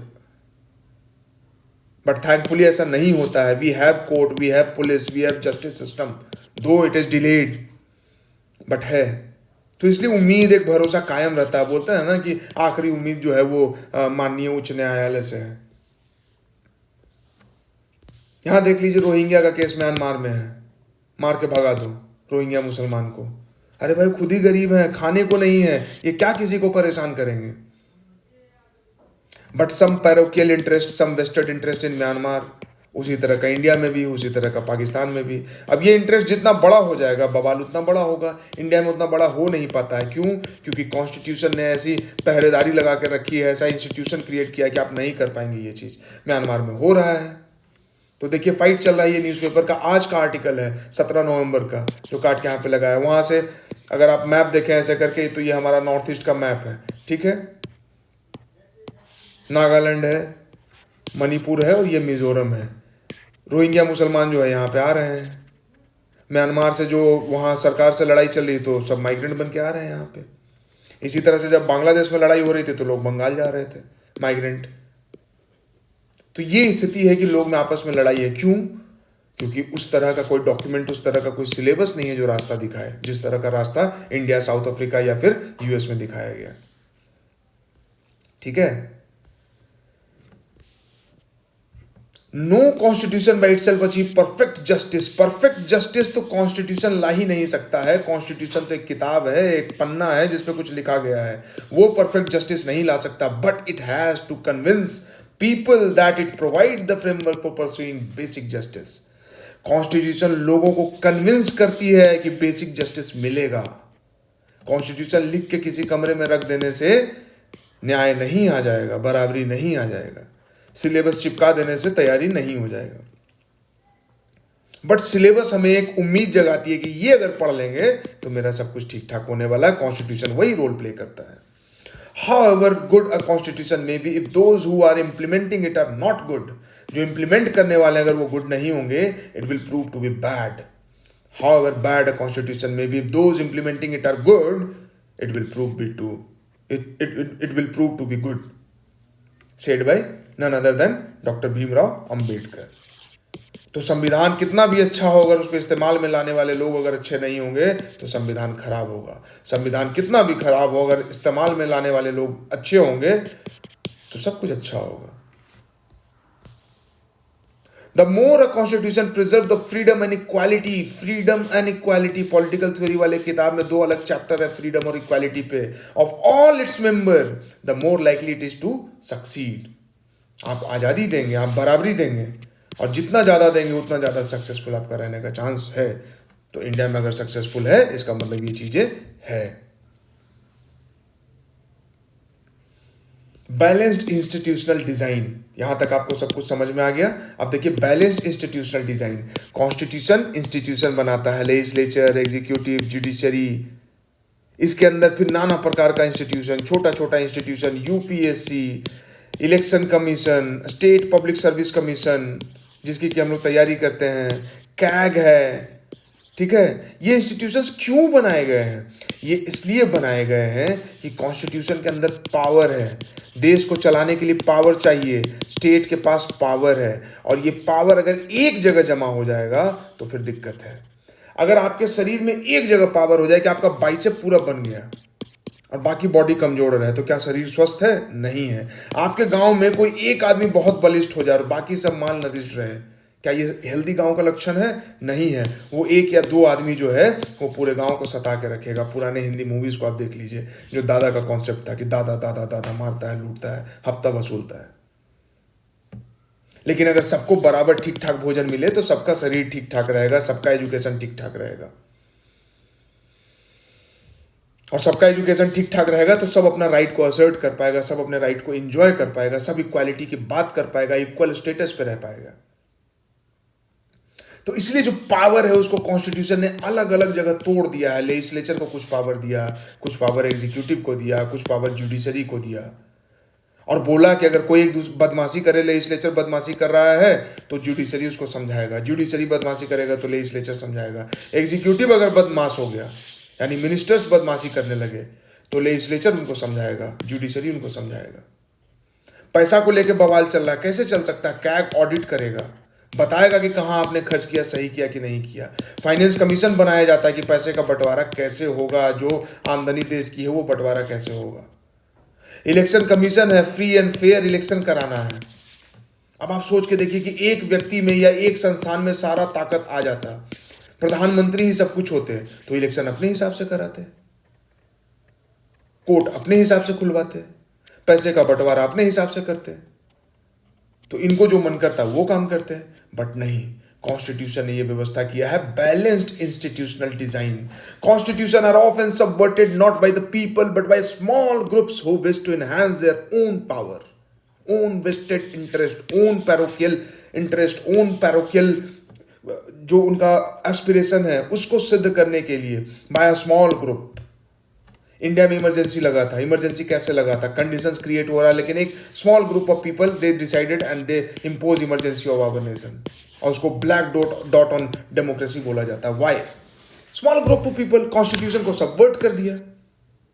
उसके बाद फिर कॉन्स्टिट्यूशनल अमेंडमेंट एक्ट 44 आता है और ऐसा सेफगार्ड बनाता है कि अब अगर आपको इमरजेंसी लगाना है तो आप लगा नहीं पाएंगे इतनी आसानी से। ये सब डिटेल हम लोग लक्ष्मीकांत में पढ़ेंगे कि कैसे चेक्स क्रिएट किया गया, कैसे पीरियोडिक अप्रूवल लेना है आपको पार्लियामेंट से, किन किन कंडीशन में इमरजेंसी लगा सकते हैं। अगर इमरजेंसी लगा रहे हैं तो फंडामेंटल राइट को आप नहीं सस्पेंड कर सकते हैं, आर्टिकल 21 को किसी कंडीशन में नहीं कर सकते हैं। ये सब डिटेल हम लोग उधर पढ़ेंगे। Well crafted constitution fragment power in society intelligently. Fragment power को फ्रैगमेंट करना है। पावर अगर एक जगह जमा हुआ तो हालत खराब। फ्रैगमेंट करो पावर को, है ना, अलग अलग जगह। ठीक है, कोई बहुत पैसा कमाता है तो एक ही जगह नहीं इन्वेस्ट करता है, थोड़ा जमीन खरीदता है, एक आध फ्लैट लेता है, एक आध गाड़ी लेता है, एक आध बिजनेस शुरू करता है, शेयर मार्केट में इन्वेस्ट करता है, ताकि अगर एक डूबे तो दूसरे से काम चलता रहे। पूरा का पूरा पैसा शेयर बाजार में लगाइएगा और रात में सोइएगा, सुबह उठिएगा और कंगाल। क्यों? क्योंकि पावर एक जगह, इकोनॉमिक पावर एक जगह कंसंट्रेट हो गया था और वहां कुछ करप्शन, कुछ गड़बड़ हुआ, मार्केट ऊपर नीचे हुआ, पूरा कहानी खत्म। तो पावर, पॉलिटिकल पावर के साथ भी यही है कि फ्रैगमेंट करना है उसको, इंटेलिजेंटली इसको फ्रैगमेंट करना है, so that no single group can subvert the constitution. को एक सिंगल ग्रुप जो है कॉन्स्टिट्यूशन को सबवर्ट नहीं कर सके। No single institution acquire monopoly of power. Monopoly of power नहीं होना चाहिए। ठीक है, this is often done by fragmenting power across different institutions, जो अभी हम लोग बात कर रहे थे। The Indian constitution for example horizontally fragment power. Horizontally fragment करता है कहां? तो लेजिस्लेचर में, एग्जीक्यूटिव में, जुडिशरी में, और independent statutory bodies like election commission बनाता है। इसका मतलब क्या हुआ? हॉरिजॉन्टल फ्रैगमेंटेशन का मतलब कि हॉरिजॉन्टल फ्रैगमेंटेशन एक लेवल पे सब खड़े हैं, तो लेजिस्लेचर है, एग्जीक्यूटिव है, जुडिशरी है। यहाँ डिफरेंशिएट हो गया। अब लेजिस्लेचर के पास जो पावर है इतना, उसको फिर वर्टिकली फ्रैगमेंट किया जाएगा कि पार्लियामेंट्री कमेटी बनेगी, जो भी लॉ पास हो रहा है तो कमेटी के पास जाएगा, कमेटी उसको स्क्रूटिनाइज करेगा। वर्टिकली और कैसे फ्रैगमेंटेड है कि पब्लिक को आपको जवाब देना है तभी वो आपको वोट करेगी। एग्जीक्यूटिव के साथ भी यही है, जुडिशरी का भी पावर इसी तरह से मैनेज किया गया है। Even if one institution want to subvert the constitution, अगर एक इंस्टीट्यूशन चाहे भी, other can check its transgression. अगर एग्जीक्यूटिव चाहे कि भाई कॉन्स्टिट्यूशन को हटा दे, तो लेजिस्लेचर यानी कि जो लॉ बनाती है वो इसको रोक देगी, जुडिशरी वो इसको रोक देगी। तो देख रहे हैं दोनों तरफ से चेक्स एंड बैलेंस लगा हुआ है।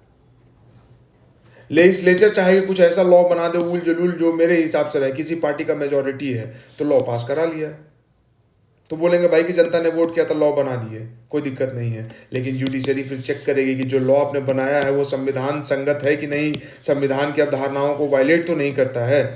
अगर करता है तो null and void, unconstitutional, law नहीं बनेगा।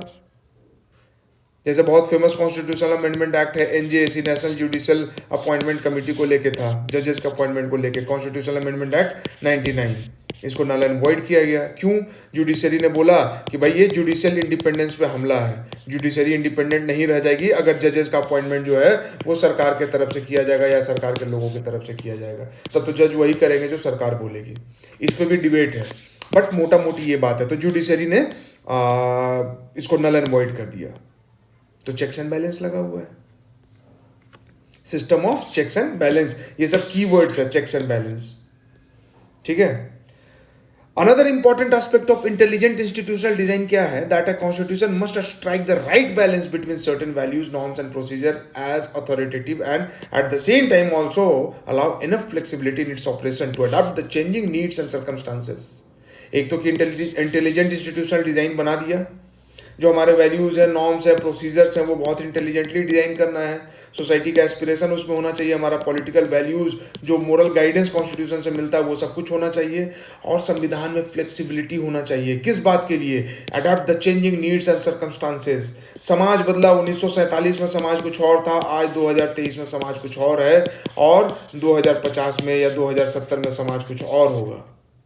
टेक्नोलॉजी ग्रो कर रहा है, पॉलिटिक्स ग्रो कर रहा है, ग्लोबलाइजेशन हो रहा है। 1947 में ग्लोबलाइजेशन नहीं था। आज एप्पल का मोबाइल जो है वो, आज आईपैड जो है वो सिर्फ यूएसए में नहीं है, वो इंडिया में भी आ गया, बट उस समय ये बात नहीं थी। तो चीज़ें बदल रही हैं, तो बदलते दौर के साथ हमारी गवर्नेंस सिस्टम भी बदलनी चाहिए।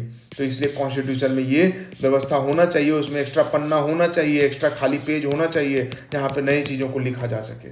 इसी को बोलते हैं कि एनफ फ्लेक्सिबिलिटी है, कि भाई आप अडॉप्ट कर सकें the changing need and the changing demands of the society, the circumstances, time और स्पेस में। बहुत ज़्यादा रिजिड कॉन्स्टिट्यूशन होगा तो क्या होगा, अब उसमें पन्ना ही नहीं, आप नोट्स बनाए, ठीक है, और आप एग्जाम दिए, और आपको नया कोई डेटा मिल गया, कुछ मिल गया, आपको ऐड करना जगह ही नहीं है वहाँ पे, कैसे ऐड करेंगे? नोट्स बेकार हो गया।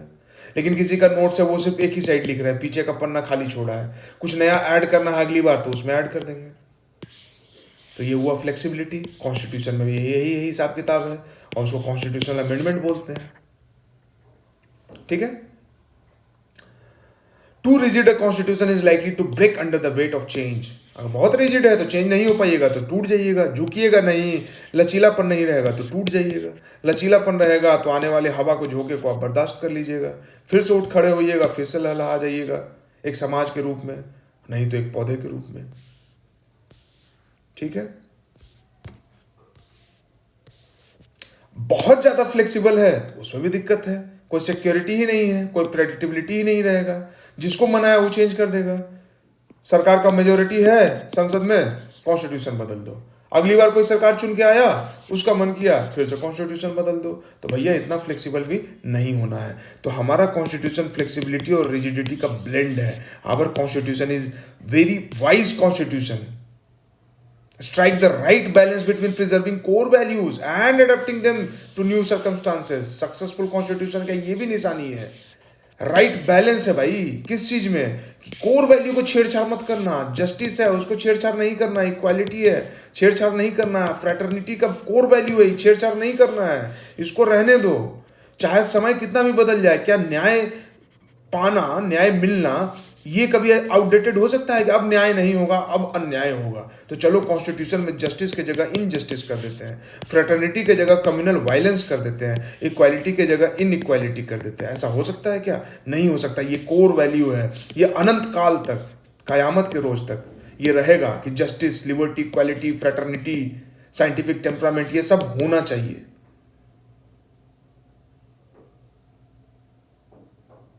और जो नया चेंज आया हो उसको अडेप्ट करना है न्यू सर्कमस्टांसेस के हिसाब से, ठीक है। नया स्टेट बनाना है तो आंध्र प्रदेश को हटा के तेलंगाना बना तो वो बन सकता है, दो स्टेट को मिलाना है वो बन सकता है, जम्मू एंड कश्मीर का रीऑर्गेनाइजेशन वो हो सकता है। ये नीड ऑफ द टाइम है, सर्कमस्टांसेस ऐसा है तो करना है। लेकिन जस्टिस नहीं हटा पाएंगे आप, फ्रेटर्निटी नहीं हटा पाएंगे आप, प्रीएम्बल को कॉन्स्टिट्यूशन से फाड़ के अलग नहीं करेंगे, अपने बुक से इंडेक्स को आप नहीं हटाएंगे। बुक में क्या करेंगे, नोट्स में क्या करेंगे, नया डेटा ऐड करेंगे। लेकिन एनसीईआरटी में जो लिखा हुआ उसको थोड़े कि फाड़ के हटा देंगे, हटाओ इसको।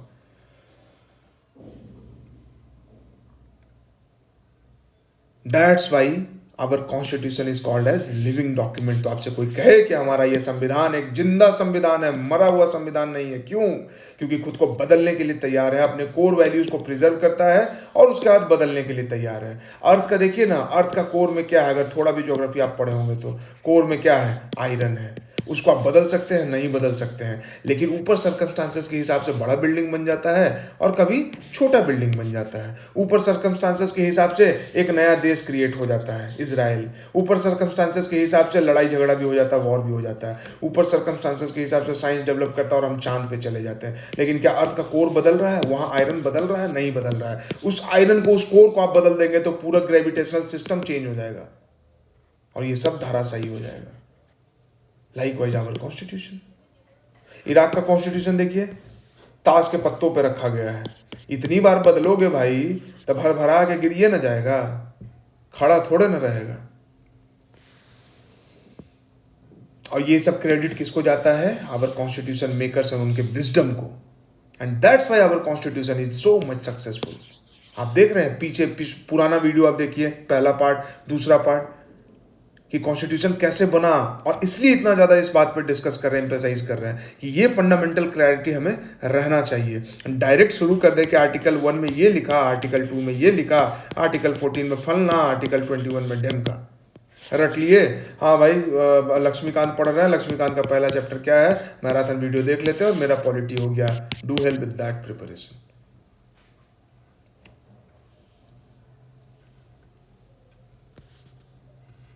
Why our constitution is living document? Possibility to change and limits on such changes. ऐसा नहीं ताश के पत्ते जैसा, और ऐसा नहीं कि मरा हुआ कब्र में दफनाया हुआ, जिंदा है। सीजन के हिसाब से फल आता है, फूल आता है,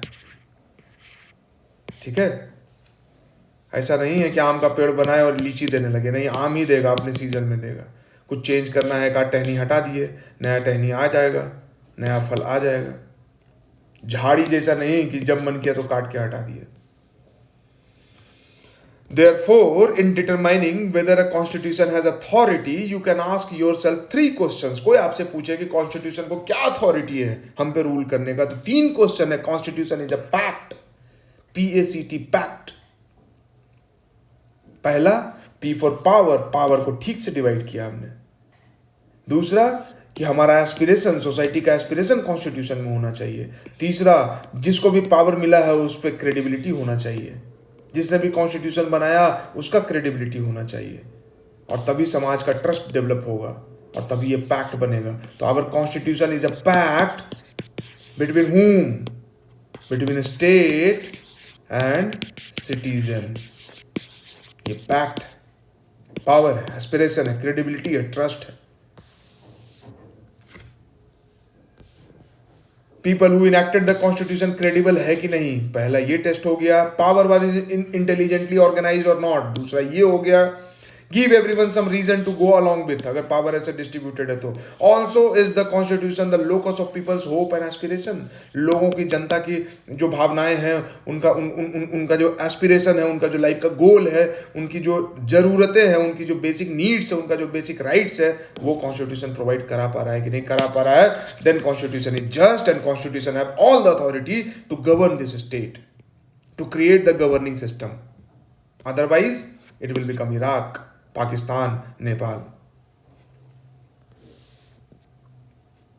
ये एस्पिरेशन लोगों का। लोग सड़क पे ऐसे ही नहीं निकले थे कि चलो चलो मजा आएगा, सिविल डिसोबीडिएंट मूवमेंट करते हैं, गांधी बाबू बुलाए हैं तो सब मिलके चलते हैं। नहीं, एस्पिरेशन था कि हमें आज़ादी का स्वाद चाहिए, हम एक आज़ाद हवा में सांस लेना चाहते हैं, जीना चाहते हैं एक आम इंसान की तरह,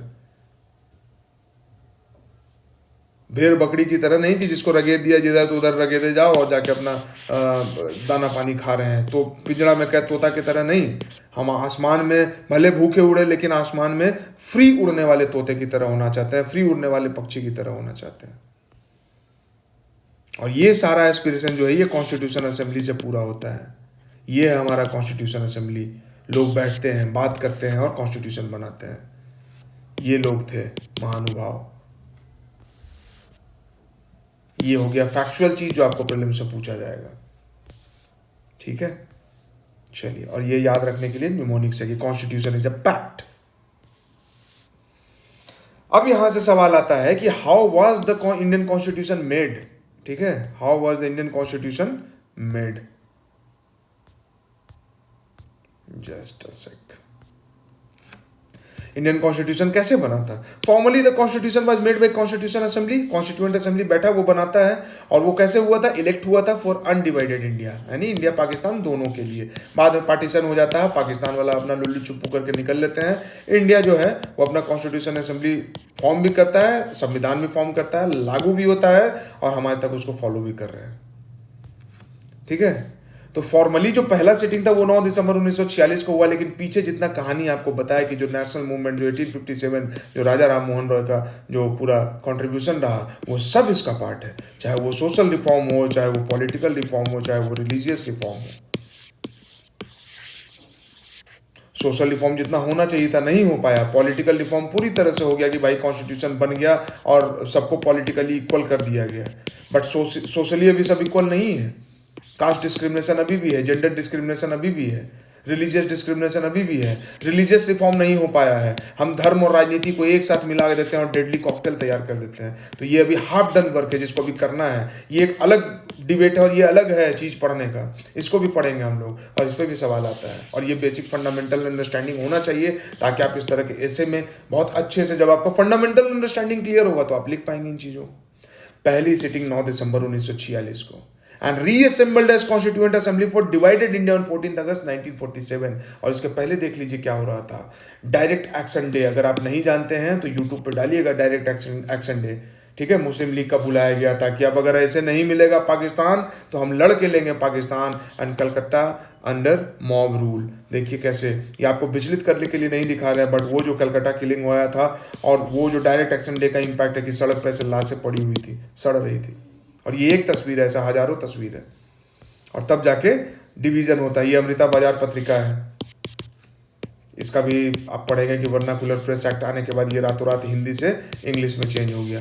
क्यों हो गया तो वो आप अगर पढ़ें तो आप बताएंगे कि भाई कि लॉर्ड लिटन का जो है वो कौन सा पॉलिसी था, यही पॉलिसी वर्नाकुलर प्रेस एक्ट था, बट वो कौन सा प्रोविजन था जिसके वजह से इनको हिंदी से इंग्लिश में चेंज करना पड़ा खुद को। Motilal Ghosh and Shishir Ghosh, both brothers were the owner of this newspaper, Amrita Bazar Patrika ABP, ठीक है। कलकत्ता किलिंग चल रहा है और इस बैकग्राउंड में, इस बैकड्रॉप में हम कॉन्स्टिट्यूशन असेंबली बना रहे हैं और बैठ रहे हैं। और वो कॉन्स्टिट्यूशन असेंबली कैसे बनता है, तो जब पावर ट्रांसफर की बात होती है, किससे ट्रांसफर हो रहा है, अंग्रेज से इंडियन को, ठीक है। अब जब पावर ट्रांसफर हो रहा है तो अंग्रेज का भी अपना रेस्पॉन्सिबिलिटी था भाई कि पीसफुली कुछ अपना करके जाए कि बदनामी ना हो। इंडियंस का रेस्पॉन्सिबिलिटी था कि पीसफुली हाथ में ले लें और समाज का काम करें। लेकिन इंडियंस में क्या था, अलग अलग ग्रुप था। इंडियन नेशनल कांग्रेस है और इंडियन मुस्लिम लीग है या मुस्लिम लीग है। ये बोलेगा हमको ज़्यादा दो, ये बोलेगा हमको ज़्यादा दो, ये बोलेगा हम मुस्लिम का रिप्रेजेंटेटिव है। इंडियन नेशनल कांग्रेस बोलेगा कि हम सबका रिप्रेजेंटेटिव है। तो लो भैया, ब्रिटिशर्स किसको पावर देके जाए। तब मुस्लिम लीग तंग किया। कैसे तंग करेंगे, तो बच्चा कैसे तंग करता, रोने लगता तो रोने लगा, घर का सामान फेंकने लगा, डायरेक्ट एक्शन डे कर दिया, मार काट शुरू कर दिया। अब लगा कि भाई इनएविटेबल है, अब पार्टीशन करना ही पड़ेगा, अलग देश बन गया। तो जो सेकंड सिटिंग होती है वो डिवाइडेड इंडिया के लिए होती है 14 अगस्त 1947 को। और इसी दिन रात में नेहरू जो फेमस भाषण है, trust with destiny, long ago in time we have made a trust with destiny, वो होता है, ठीक है। तो पहला सिटिंग, दूसरा सिटिंग डिवाइडेड इंडिया के लिए। Members were elected by indirect election, ये सवाल आएगा प्रीलिम्स में, डायरेक्टली इलेक्टेड थे नहीं। और ये क्रिटिसिज्म में भी आता है कॉन्स्टिट्यूशन असेंबली का कि जो मेंबर्स थे वो इनडायरेक्टली इलेक्टेड थे, ठीक है। तो members were elected but indirect election कैसे, by the members of provisional legislative assemblies, ठीक है। जो प्रोविजनल लेजिस्लेटिव असेंबलीज आप एक तरह से समझिए जो अभी का स्टेट है, बिहार है, यूपी है, राजस्थान है, तो वहां जो एमएलएज वगैरह बैठे हुए हैं वो वोट करके बनाते हैं, अपना रिप्रेजेंटेटिव चूज करते हैं, ये कॉन्स्टिट्यूशन असेंबली में जाके बैठते हैं और ये कॉन्स्टिट्यूशन असेंबली बनता है और यहाँ पे फिर संविधान पर डिस्कशन होता है। तो ये डायरेक्टली इलेक्टेड नहीं है, इनडायरेक्ट इलेक्शन हुआ था। कैसे, तो प्रोविंशियल लेजिस्लेटिव असेंबली से हुआ था। प्रोविंशियल लेजिस्लेटिव असेंबली को लोगों ने चुना था, विधायकी का चुनाव एक तरफ से आप मोटा मोटी समझ सकते हैं। और ये प्रोविंशियल लेजिस्लेटिव असेंबली कैसे स्टैब्लिश हुआ था, वो हुआ था 1935 में। और ये जो साइमन कमीशन का जो पूरा मुद्दा, अगर आप नहीं भी जानते होंगे तो मूवी तो देखा होगा आपने, आप जानते होंगे कि साइमन कमीशन कुछ आया था और उसका विरोध किया गया था। इसी के बेसिस पे एक संविधान, एक मसौदा तैयार होता है जिसको बोलते हैं गवर्नमेंट ऑफ इंडिया एक्ट 1935, और इसके बेसिस पे प्रोविंशियल लेजिस्लेटिव असेंबली क्रिएट होता है, ठीक है। और ये प्रोविंशियल लेजिस्लेटिव असेंबली के मेंबर्स वोट करते हैं और तब जाके कॉन्स्टिट्यूशन असेंबली बनता है,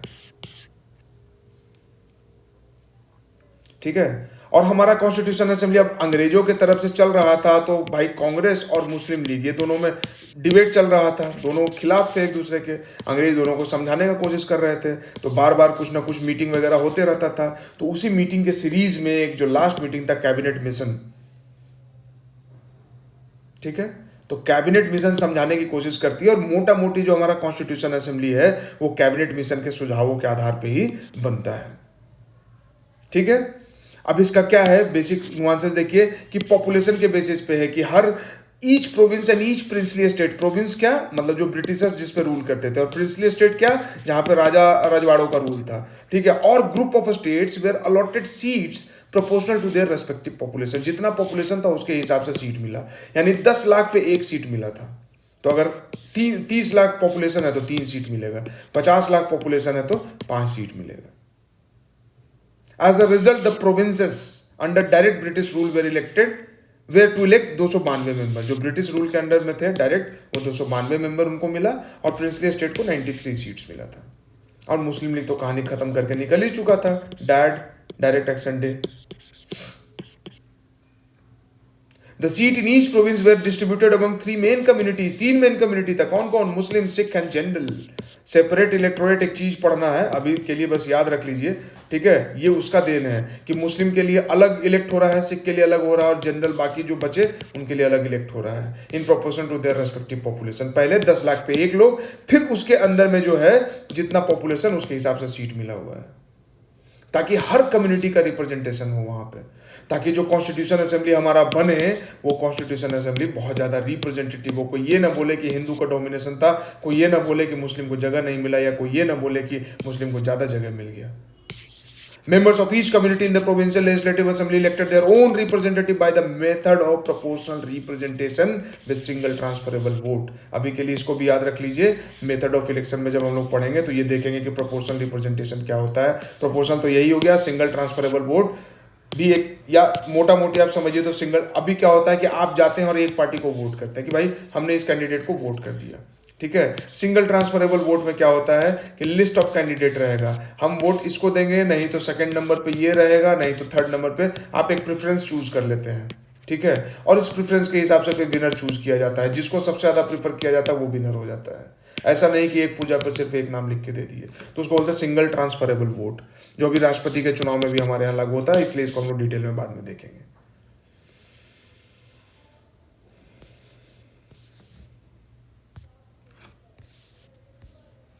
composition of the constitution assembly, क्यों ये कॉन्स्टिट्यूशन असेंबली का बात हम मानेंगे और क्यों इसका बनाया हुआ जो सिलेबस है, जो कॉन्स्टिट्यूशन है उसको हम फॉलो करेंगे, इसका कॉम्पोजिशन भी है और वो भी एक इंपॉर्टेंट रोल प्ले करता है। आफ्टर पार्टीशन 3 जून का प्लान था, पार्टीशन हो गया। Members who were elected from territories which fell under Pakistan cease to exist as member of constitution assembly, वो तो चले गए भाई डाइड करके। अब क्या हो गया, 299 से 284 हो गया प्रोविंसेस का सीट, यानी जो ब्रिटिशर्स के अंदर में डायरेक्ट रूल में थे। और the assembly were reduce to 299, ठीक है। 299 हो गया कितना से, देखिए यहाँ पे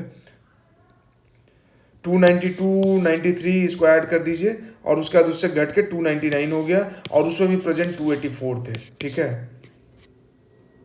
सारे नहीं प्रेजेंट थे, एक्चुअली प्रेजेंट ऑन 26 नवंबर 1949 जब साइन करना था, and appended their signature to the constitution as finally passed. तो 26 नवंबर 1949 को फाइनली पास हो जाता है, बट लागू कब होता है, 26 जनवरी 1950 को। क्यों बोला जाता है कि थोड़ा दिन रुक जाया जाए, इस दिन पहली बार जो है हम लोग झंडा फहराए थे, कराची रिजोल्यूशन, लाहौर रिजोल्यूशन, अगर आप पढ़े होंगे तो आपको आइडिया होगा, ठीक है। तो इसलिए 26 जनवरी 1950 को इसको फिर लागू किया जाता है, लेकिन पास कब होता है, 26 नवंबर 1949 को, और सारे मेंबर नहीं प्रेजेंट थे उस समय। Constitution was thus framed against the backdrop of horrendous violence of the partition unleashed in the subcontinent। लाखों लोग मारे गए, करोड़ों लोग इधर से उधर हो गए, पाकिस्तान और इधर हिंदुस्तान, इधर के लोग इधर आना पड़ा और इधर के लोग को उधर जाना पड़ा, 2, 4, 5, 10, 20 लोगों के जिद के वजह से। They were not only able to draft a constitution under immense pressure but also learned the right lesson from the unimaginable violence that accompanied partition। अगर चाहती है हमारी कॉन्स्टिट्यूशन असेंबली, हमारी संविधान सभा, तो वो भी ड्रिफ्ट अवे हो सकती थी, वो भी इधर उधर की बात कर सकती थी, वो भी पॉलिटिकल रिलीजियस हो सकती थी, बट नहीं, ये वायलेंस जो हुआ पार्टीशन की वजह से, उससे उन्होंने पॉजिटिव लेसन लिया कि ये दोबारा नहीं होना चाहिए, और इसका नेगेटिव इम्पैक्ट कॉन्स्टिट्यूशन पे नहीं पड़ना चाहिए। रिलीजन को स्टेट रिलीजन नहीं बना देंगे जो पाकिस्तान में किया गया।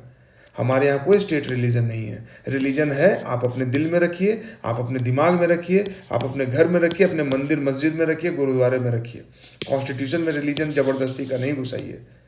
कॉन्स्टिट्यूशन आपको आर्टिकल 25 में फ्रीडम ऑफ रिलीजन दे देता है, फंडामेंटल राइट, ठीक है, लेकिन कॉन्स्टिट्यूशन सेक्युलर है, वो भी पॉजिटिव। अब पॉजिटिव सेक्युलरिज्म क्या होता है ये हम लोग फिर बाद में पढ़ेंगे।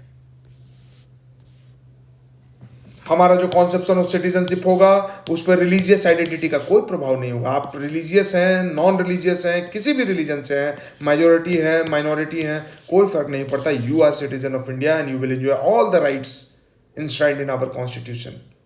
You are equally the part of this nation. It doesn't matter you belong to which religion or which caste or which creed or which community or which class or which race. तो हमारा citizenship जो है वो neutral citizenship है। Religious identity, cast identity या किसी भी identity से नहीं चलता, सिर्फ एक आइडेंटिटी है, यू आर इंडियन, भारतीय, नेशन फर्स्ट ऑलवेज फर्स्ट। ठीक है, तो ये चीज है। और क्या हुआ, संविधान में हर एक चीज पे बहुत करीने से, बहुत तरीके से बहस हुई, हर एक प्रोविजन पे, और वोटिंग हुआ उसके बाद। हर एक डाउट को बहुत अच्छे से जवाब दिया गया ड्राफ्टिंग कमेटी के द्वारा, भीमराव अंबेडकर, अलादी कृष्ण स्वामी अय्यर, केटी मुंशी, केटी तेलांग, इन लोगों के द्वारा बहुत जबरदस्त बहस हुई। वॉल्यूम्स ऑफ बुक है कॉन्स्टिट्यूशन असेंबली के डिबेट पे।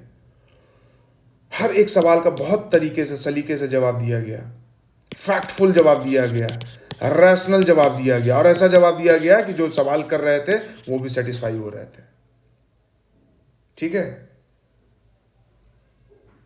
Although the members of assembly were not elected by universal suffrage. Universal suffrage का मतलब क्या होता है कि सबको वोट का अधिकार। ये आप प्रॉपर्टी के हिसाब से, एजुकेशन के हिसाब से, या टैक्स पे करता है उसके हिसाब से वोटिंग राइट नहीं दे रहे हैं। बहुत लोग डिमांड करते हैं कि अरे वोट वो देगा जो टैक्स देता है, या वो देगा जो एजुकेटेड है। Do help with your education. बड़े बड़े एजुकेटेड लोग को देखे अनएजुकेटेड और इर्रेशनल काम करते हैं, और करते ही हैं। एजुकेशन होने से रीजन और रैशनैलिटी आ जाता तो आज देश में इंटर कास्ट और इंटर कम्युनिटी मैरिज नहीं बढ़ जाता। तो एजुकेटेड लोग ही तो कास्ट और क्रीड को बढ़ा रहे हैं ना। तो यूनिवर्सल सफरेज दिया गया, आप पढ़े लिखे हैं उससे मतलब नहीं, विश्वास किया गया कि जनता के अंदर संवेदना है, समझदारी है। कबीर तो बहुत पढ़े लिखे नहीं थे, लेकिन जो दोहा वो लिख के गए वो आप पढ़िए, दुनिया पढ़ रही है, अपने आप में ग्रंथ है। पाहन पूजे हरि मिले तो मैं पूजू पहाड़, हताशे भली पूजू चक्की पिस खाए संसार। पत्थर पूजने से अगर भगवान मिलते हैं, हरि मिलते हैं, तो हम पहाड़ ही पूज देते हैं, भाई वो तो बड़ा पत्थर है। और उससे भी बेहतर तो उस चक्की को पूजो जिस चक्की को चला के पीस के हम उससे गेहूं को पीसते हैं और आटा निकलता है और खाते हैं। ठीक है। तो यूनिवर्सल सफरेज दिया गया सबको। ठीक है। जैसे अभी 18 साल का है कि 18 साल से ऊपर है आप वोट करेंगे। इट डजेंट मैटर कि आप किस जेंडर से हैं, एजुकेटेड है नहीं है। कोई आपका वोटर कार्ड बनता है तो पूछता है कि एजुकेशन क्वालिफिकेशन आपका क्या है, 10वां पास रहिएगा तभी आपका वोटर कार्ड बनेगा? नहीं बनेगा, नहीं पूछता है ऐसा। आप अनएजुकेटेड रहिए लेकिन voting card, voter ID card बनेगा। क्यों? क्योंकि आप देश के उतना ही पार्ट है जितना कि एक साइंटिस्ट है, जितना कि एक प्रधानमंत्री है, जितना कि एक राष्ट्रपति है। और हमारा संविधान विश्वास करता है कि एक नहीं पढ़ा लिखा इंसान भी उतना ही समझदारी से अपने और अपने देश के बारे में सोच सकता है जितनी समझदारी से प्रधानमंत्री सोच सकते हैं। तो सबको साथ में लेके चलना, सबका साथ, सबका विश्वास और सबका विकास। Serious attempt to make the assembly representative body, तो हमने ऊपर देख लिया कि सारे कम्युनिटी सबको रिप्रेजेंटेशन मिला। All religion were given representation under the scheme described above. In addition the assembly have 26 members from scheduled classes. ठीक है। For what were then known as scheduled classes, उससे 26 मेंबर थे। जैसे जो मोस्ट फेमस है जयपाल सिंह मुंडा, जिनके नाम पर रांची में स्टेडियम भी है ना। तो ये बहुत पढ़े लिखे भी थे, हॉकी के खिलाड़ी थे। In terms of political parties तो कांग्रेस का डोमिनेशन था, 82% ऑफ द सीट वो कांग्रेस के पास था।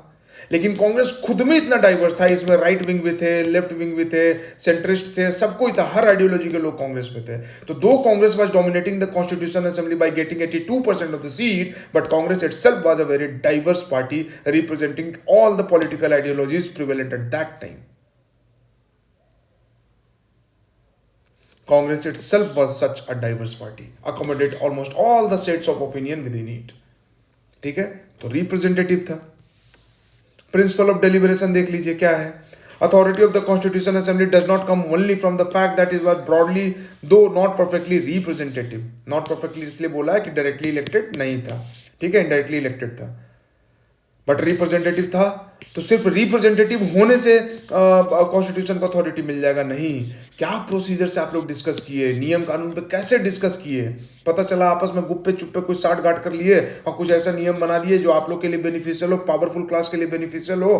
कॉन्स्टिट्यूशन असेंबली में बैठे हुए जो लोग हैं उन्हीं का बेटा पोती नाता नाती जो है वो बार बार चुनाव में जीतता रहे और वही जाते रहे।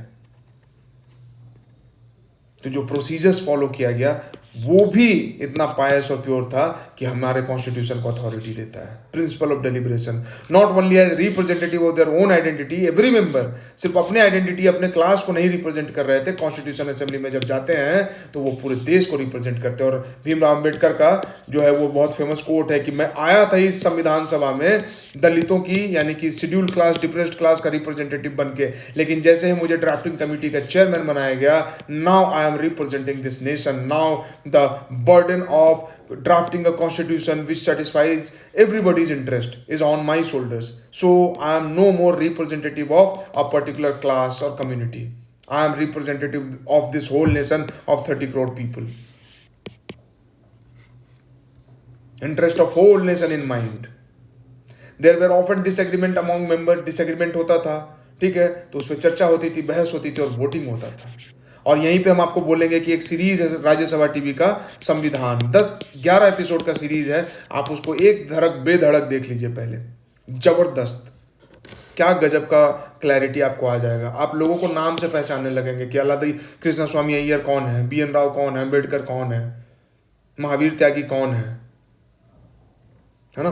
There were legitimate differences of principles, जैसे सेंट्रलाइज्ड गवर्नमेंट होना चाहिए, डिसेंट्रलाइज होना चाहिए, सेंटर पावरफुल होना चाहिए या स्टेट गवर्नमेंट को भी पावर मिलना चाहिए, स्टेट और सेंटर के बीच में क्या रिलेशन होना चाहिए, इक्वल टर्म्स पे होना चाहिए या सेंटर जो है वो मालिक होना चाहिए और स्टेट जो है वो नौकर जैसा होना चाहिए, जुडिशरी को क्या पावर मिलना चाहिए। प्रॉपर्टी राइट्स पे बहुत डिस्कशन हुआ, इस पे तो बहुत केस चला, गोलकनाथ केस है, केशवानंद भारती केस है, और बेसिक स्ट्रक्चर का डॉक्ट्राइन यहीं से डेवलप हुआ है। राइट टू प्रॉपर्टी पहले फंडामेंटल राइट अंडर आर्टिकल 19 था, सॉरी आर्टिकल शायद मेरे ख्याल से आर्टिकल 31 होगा, ठीक है।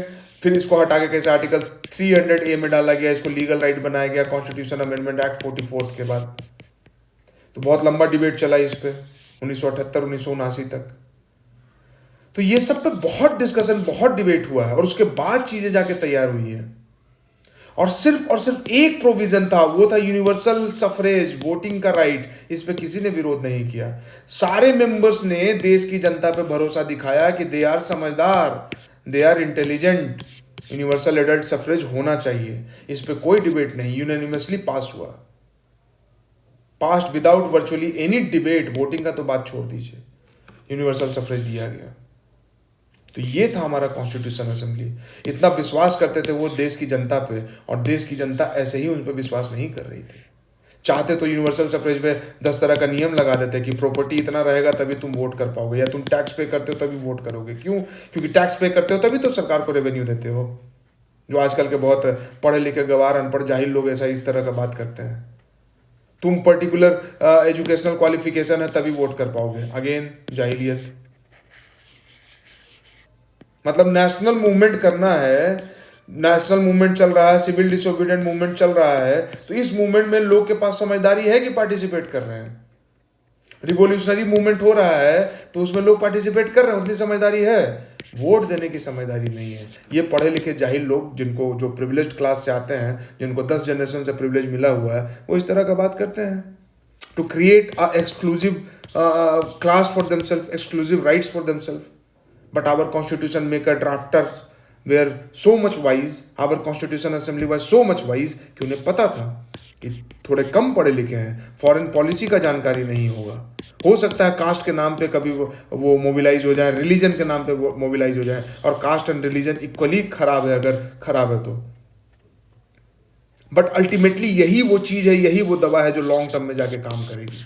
होम्योपैथिक दवाई है, जड़ से बीमारी को ठीक करेगी। ठीक है। Every other matter was seriously discussed and debated. This was the democratic commitment of this assembly. Every other matter, public reason, members of the constitution assembly engage in what one might call public reason. Discussion, reason argument and principled reason. सवाल पूछने वाला भी reasonable सवाल पूछ रहे थे और उसका जवाब भी रीजन, प्रिंसिपल्ड रीजन के हिसाब से दिया जा रहा था। ऐसी हवा में हवाबाजी नहीं किया जा रहा था।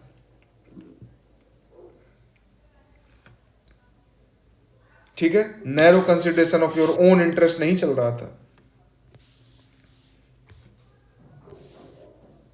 Each clause of the constitution was subject to scrutiny and debate. Each clause of the constitution को scrutinize किया गया, उस पर डिबेट किया गया। असेंबली में डिबेट होता था, फिर अलग अलग कमेटी बनाया गया, कमेटी में उस पर फिर उसका जांच परख किया जाता था, कुछ कमी निकला तो अगले दिन फिर उस पर डिबेट होता था, और इस तरह से जाके संविधान का पूरा लबुलुआब तैयार हुआ। ऐसे ही नहीं कहा जाता है कि history of Indian constitution making is equal in importance to French and American revolution. French revolution and American revolution के बराबरी में आके हमारा कॉन्स्टिट्यूशन मेकिंग प्रोसेस जो वो खड़ा होता है। Though our constitution was not made after revolution but movements, national movement, freedom fight. और वो फ्रेंच और अमेरिकन रिवोल्यूशन जिसको कि इतना पढ़ा जाता है, इतना हाई इक्विलियन पे रखा जाता है पॉलिटिकल हिस्ट्री में, तो हमारा कॉन्स्टिट्यूशन भी उसी बराबरी में आके खड़ा होता है। प्रोसीजर्स कि पब्लिक रीजन तो ठीक है, बट ये कैसे किस प्रोसीजर को फॉलो कर रहे हैं। तो 8 मेजर कमिटीज बनाया गया था, उसके अलावा छोटा छोटा कमिटी था। नेहरू, राजेंद्र प्रसाद पटेल, मौलाना आजाद, अम्बेडकर, ये सब कमिटी के चेयरमैन हुआ करते थे। And for your better knowledge आप देखिए कि अम्बेडकर जो है वो हमेशा गांधी और कांग्रेस को क्रिटिसाइज करते थे। यूट्यूब पे वीडियो निकाल के देखिए। But he was made the chairman of drafting committee और भी कमिटी के, स्टीयरिंग कमिटी के, या किस कमिटी के हेड थे अभी एग्जैक्टली मुझे याद नहीं। तो अलग अलग कमिटी बनाया गया था। ये प्रोसीजर अपने आप में एक तरह से चेक्स एंड बैलेंसेस के साथ था। नेहरू और पटेल में बहुत डिसएग्रीमेंट था।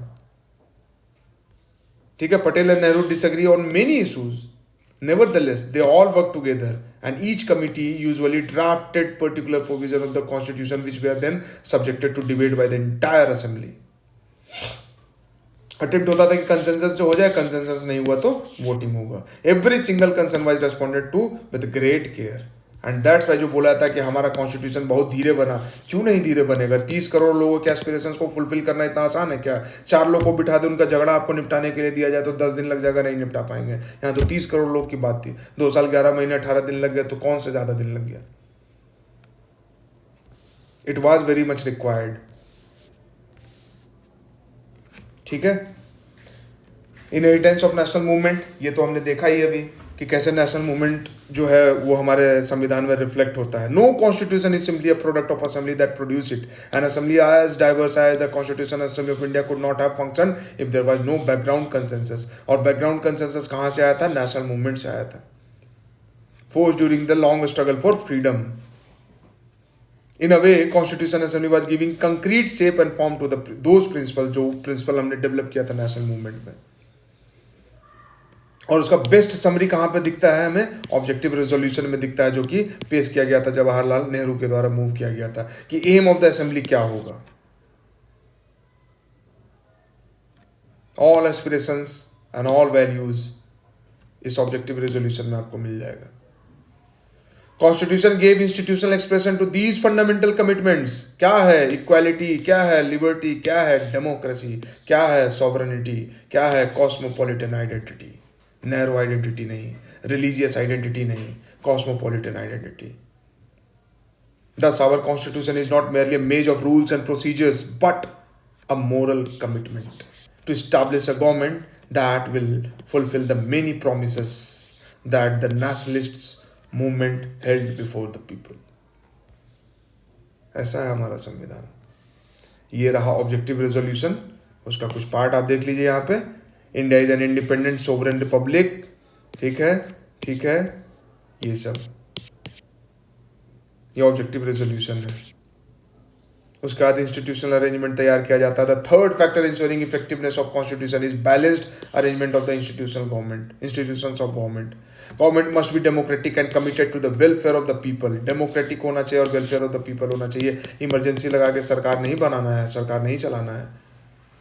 डेमोक्रेटिकली इलेक्टेड होना चाहिए, और उस इलेक्शन के लिए इलेक्शन कमीशन ऑफ इंडिया एक इंडिपेंडेंट इंस्टीट्यूशन बनाया गया जो फ्री एंड फेयर इलेक्शन कराएगा।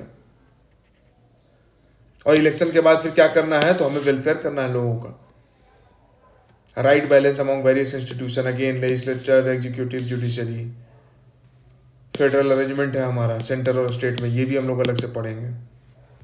पावर का फ्रेगमेंटेशन ठीक से होना चाहिए और ठीक से सब कुछ डिवाइडेड होना चाहिए।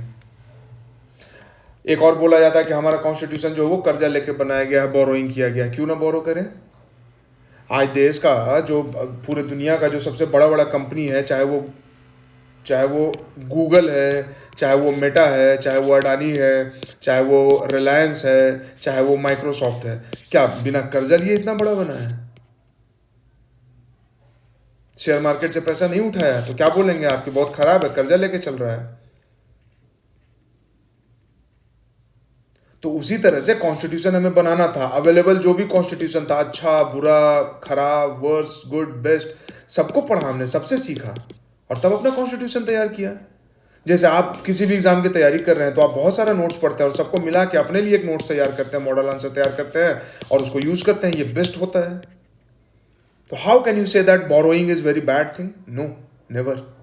Makers of our constitution did not hesitate to learn from experiments and experience of other countries. Thus, the framers of the constitution were not averse to borrowing from other constitutional traditions. Indeed, it is a testament to their wide learning that they could lay their hands upon any intellectual argument or historical example that was necessary for fulfilling the task at hand. So, they borrowed a number of provisions from different countries.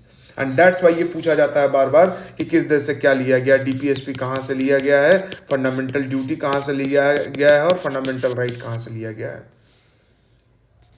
Borrowing is not a slavish imitation. गुलाम थोड़े बन रहे हैं भाई, अच्छा चीज है तो इसलिए बोरो कर रहे हैं, नहीं होता तो नहीं बोरो करते। Each provision of the constitution had to be defended on ground that it was suited to Indian problems and aspirations. आप अपने संविधान को उठा के देखिए, कोई भी उसमें ऐसा कोई प्रोविजन नहीं है जिसमें कि इंडियन प्रॉब्लम्स और इंडियन एस्पिरेशंस को नहीं ध्यान में रखा गया और उसके लिए अलग से टेलर मेड चीजें नहीं डेवलप की गई हैं। So borrowing these ideas was not a slavish imitation. Borrowing these ideas was a very beautiful task which our constitution makers have done. Take the best available everywhere in the world and make it their own.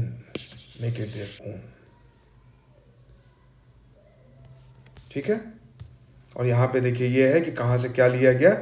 First past the poll system, parliamentary system, rule of law, speaker का institution जो है और law making procedure, ये British constitution से, Irish constitution से DPSP, French से liberty equality and fraternity लिया गया, कैनेडियन कॉन्स्टिट्यूशन से क्वासी फेडरल फॉर्म लिया गया, फेडरलिज्म का आइडिया लिया गया है, और रेसिडुअल पावर जो है वो किसके हाथ में होगा, तो ये कैनेडियन कॉन्स्टिट्यूशन से, और यूनाइटेड स्टेट्स से fundamental right, judicial review and judicial independence, judiciary का इंडिपेंडेंस लिया गया है। इसके अलावा और भी चीज़ें हैं लेकिन यहाँ से बार बार सवाल आता है। ठीक है, बाकी चीज़ें जो है वो लक्ष्मीकांत में डिटेल में है। और ये कंक्लूजन है, इसको आप पॉज करके पढ़ लें, बहुत ही शानदार कंक्लूजन। ठीक है, कोई भी क्वेश्चन का कंक्लूड करने के लिए इन चीज़ों को जब आप पढ़ के रखेंगे तो इसको आप यूज़ कर सकते हैं। So pause this and read this. और ये एक्सरसाइज है, क्वेश्चन है, तो आपके पास एनसीईआरटी है तो इसको ज़रूर करें, इन सवालों को ज़रूर करें, इन सवालों को ज़रूर करना है। ठीक है, तो ये चैप्टर 2 खत्म हो गया। चैप्टर 1 का पार्ट 2 खत्म हो गया। अब chapter 2 rights in the Indian constitution हम लोग पढ़ेंगे। ठीक है, तो यहाँ तक आप लोग जरूर फीडबैक दें कि वीडियो कैसा लगा, आपको पॉलिटी थोड़ा समझ में आना शुरू हुआ है कि नहीं हुआ है, या और लूसिड वे में और सिंप्लीफाई करके इसको पढ़ाया जा सकता है। अगर आपने कहीं पढ़ा हो तो उसका भी रेफरेंस दे सकते हैं फीडबैक में, कमेंट में। वीडियो को लाइक कीजिए, शेयर कीजिए, चैनल को सब्सक्राइब कीजिए, लोगों तक पहुँचाइए। Thank you very much.